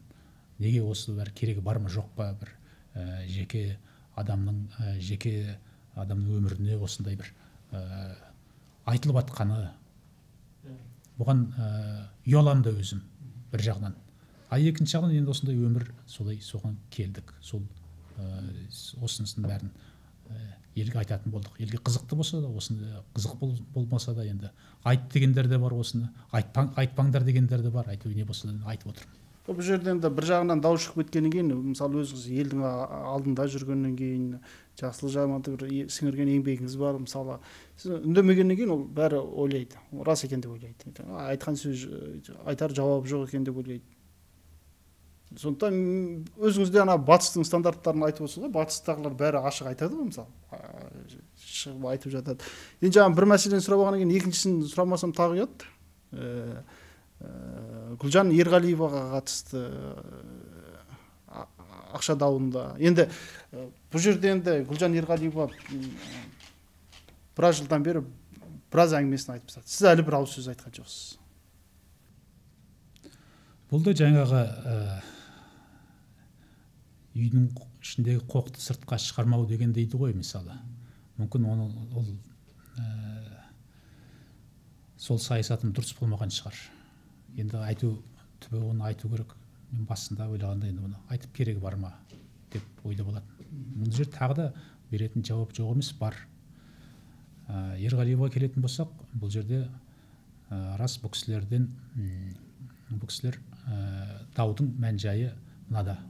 Ешқандай да бұл кісіден ақшаны қарызға не мен, не жұбайым Қарлығаш алған жоқпыз. Ең әу бастан бұл кісі ақшасын жаңағы бизнеске қосам деп өзі ұсынған. Бизнеске үлес қосам деп. Бизнес болғанда енді мен ортақ бизнес ел ішіндегі бизнесмен жасаған жоқпын. Мүмкін емес бизнес мына Қазақстан үшін жасау. Мен үшін айтқан кезде белгілі ғой, енді ол өзінің бір рискілері бар. Ал жаңағы Қытайдағы бір көміркен болған, соған байланысты өзі сұранып, соған бір қаржы қосайын деді. Ол көміркенде сіз жұмыс істеп жаттыңыз? Мен ол көміркенде, тағы да басқа азаматтар бар, сол біздің еліміздегі көміркен болатын. Бұл соған қосайын дегенде, енді жарайды, мен келісіп, артынан бірақ бұл көміркенді Қытай үкіметін шешіммен жүргізбеді жұмысын. Себебі бұл жалпы Қытайдың енді өзінің саясаты болған болу керек, сондай кішігірім көміркендерді тоқтатамыз деп. Әрине бизнес жүрмей қалды. Мен шешім емес, үкіметтің шешімі тұрған жерде. Форс-мажор ғой былай. Форс-мажор. Ақша жоғалтқан, мен еселеп 10 есе көп ақша жоғалттым ол кісіден, сол жердің өзінде. Мына кісі артынан маған сол ақшамды қайтар деген бір талап қойды. Мен ол кісіге айттым, жарайды, енді сіз басыңызды сыйлайын, ақшаңызды қайтарам, бірақ дәл қазір жағдайым жоқ. Түбі бірақ қайтарам деген сөз айттым. Бұл кісі оны тыңдамады, сотқа берді, барды, ар жақ жағдайды. Оны білесіздер. Қайталап айтайын, бұл қарызға алған ақша емес. Ана кісі болса да менен қарызға алды деп сондай айып тағып отты ғой маған. Жоқ, қарыз алған ақша емес. Бизнеске салған ақшасы. Оның ақшасы да менің ақшамда күйіп кетіп отыр. Бірақ бұл кісі оны оған қарамастан жаңағы соны көрсетті. Сот кезінде одан кейін барып жаңағы бұл ақшасы қайдан келді, не келді дегенде соттан сұрайды ғой деген. Қайдан тауып алған ақша дейді ғой. Иә, сол кезде енді басқа да бір недер шыға бастады. Одан кейін мүмкін содан болар, бұл кісі бұған ренжіп өзінің ой недерін айта бастады, жаза бастады. Газетке қатысты емес па ақша? Газет сатылуына байланысты свобода словаға. Сондай болып шықты. Енді оны енді айтсам қазір тағы да міне сіз айтқыңыз келмей отыр, түсініп отырмын. Бірақ енді айтамын енді оны қайда ақша шыққан, ол өзі айтатын шығар. Өзі айтып жүр ғой елге қайдан келген ақшасы. Мен бір нәрсені айтайын, содан кейін артынан жаңағы түгелдей ол кісіден жаңағы ақшасын беріп, қайтарып бердіңіз ба ақшасын? Ақшасы бәрі қайтарылып берді. Ешбір берешегіміз жоқ ол кісінің алдында. Соны нақ айтқым келеді.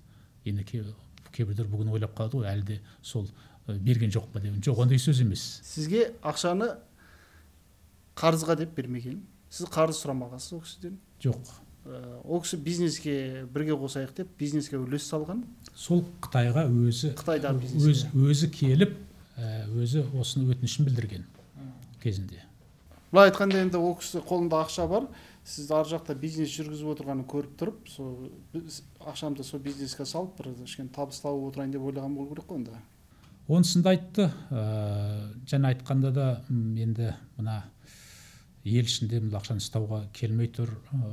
Мына сыртқа қарай жұмсауым керек. Біраз осы ақша табысымның біраз бар еді, соны осылай өздеріңіз недеріңізге салайын деп. Жаңағы бизнес емес, көмір кеңіне келді, барып өзі көріп жүріп, содан кейін барып айтты. Осы кеңізге мен қаржы қоссам қалай болады деп өзі сұраған. Ол рас. Сол қарызға бермесе де, сіз өзіңіз сұрамасаңыз да, бірақ бәрібір ақшаны қайтарып бердіңіз. Аяты баяғы қайтарып өзіне ешқандай берешегіміз жоқ қазір. Сотта да оны мен бермеймін деп айтқан жоқпын, сотта да мойындадым.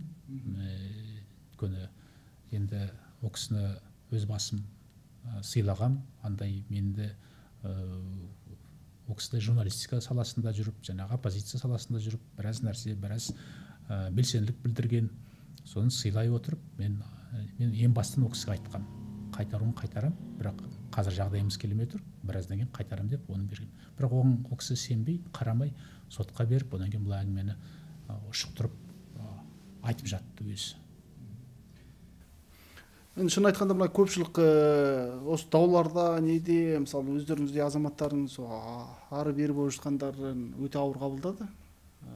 Енді алдағы уақытта ондай жаңалық естімейтін болайық. Енді сөзімізді, жаңа сұхбатымызды қорытындылағанда былай айтсақ, енді о баста жаңа Қазақстан тәуелсіздігі, жаңа біздің биліктің ойнап тұрғаны, мысалы Путин жайында айттық, енді Ресейдің қаупі бар деген сияқты, бізде саяси институттардың жоқтығы, қаңтар сияқты бір нелердің болуы мүмкін деген сияқты.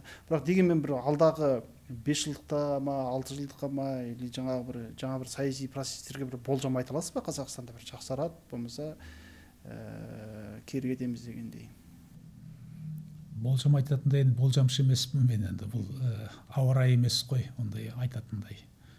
Бірақ ауа райында айналып кеп айтуға болады ғой, енді түбі айту жаз шығады, қыстан кейін жаз келеді деген сияқты. Сол сияқты мандай авторитарлық режимнен кейін артынан демократия келеді деген, ол енді жалпы дүние жүзіндегі құбылыс сондай болады, ауысып тұрады.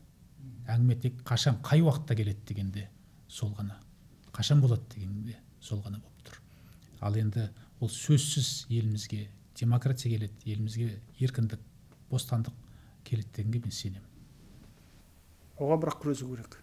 Оған күресу керекті, оған белсенділік білдіру керекті, оған үндемей отырмау керек, айту керек, жазу керек. Енді бүгінде Құдайға шүкір, мына ақпарат құралдары бұрынғыдай емес, кезіндегі шығатын баратын жері жоқ. Қазір мына осы видео арқылы болсын, YouTube арқылы болсын, Facebook арқылы болсын, басқа мына ақпарат желістері арқылы өз ойыңды жеткізуге болады халыққа. Тыңдайым деген, көрем деген, білем деген азаматтарға осының бәрін айтуға жеткізуге болады. Соны енді бір бөлігім мен, біреуім мен осыны жеткізіп айтып отырмын. Басқалар да айтса да болады. Бағана бір сөзіңізде жақсы айттыңыз, енді қоғам өзгере береді деп жаңағы. Енді шыны керек осыдан бір 5-10 жылды жағдай қарағанда біз қазақ қоғамы бір саяси бір әңгімелер айтылғанда бір батыр күтіп отыратында, анау келіп ананы жасау керек деген сияқты. Мысалы шетелден Жақиянов келіп ананы жасау керек, Әблязов келіп ананы жасау керек деген сияқты. Қазіргі былай жастарға қарасақ, былай жастар әр нәрсені өзінен талап ете бастаған сияқты. Мысалы әділдік болсын, жаңа не болсын, мысалы сайлауға бақылаушы болып баратын жастардың көбейгенін көріп отырмыз. Жаңа әр жерде бір өзінің құқығын қорғауға талпыныс бар сияқты. Егер осы талпыныс түспесе, сіз айтқан жаңа демократиялық қоғамға да жететін шығармыз. Бұның түбі, Руслан, неден шығып отыр? Бұның түбі жаңағы қайттан осы еліміздегі жүйе деп тұрмыз ғой, авторитарлық жүйе. Сол сияқты елдің санасында халықты оған кінәлауға келмейді. Ол мына 70 жыл ғана емес, 100 жыл болды ғой міне. 100 жылдан артық осы миымызға құйып келді, осындай болады, басқа өмір көрмеген бұл халық.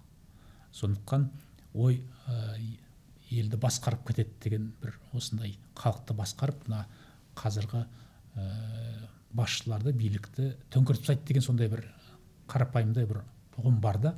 Бұл негізі дұрыс емес. Бұл бір адамның ісі емес. Қандай батыр болсын, қандай жаңағы зиялы, қандай білімді болсын, қандай данышпан болсын, бұл бір адамның ісі емес әрине. Бұл қоғамның шаруасы.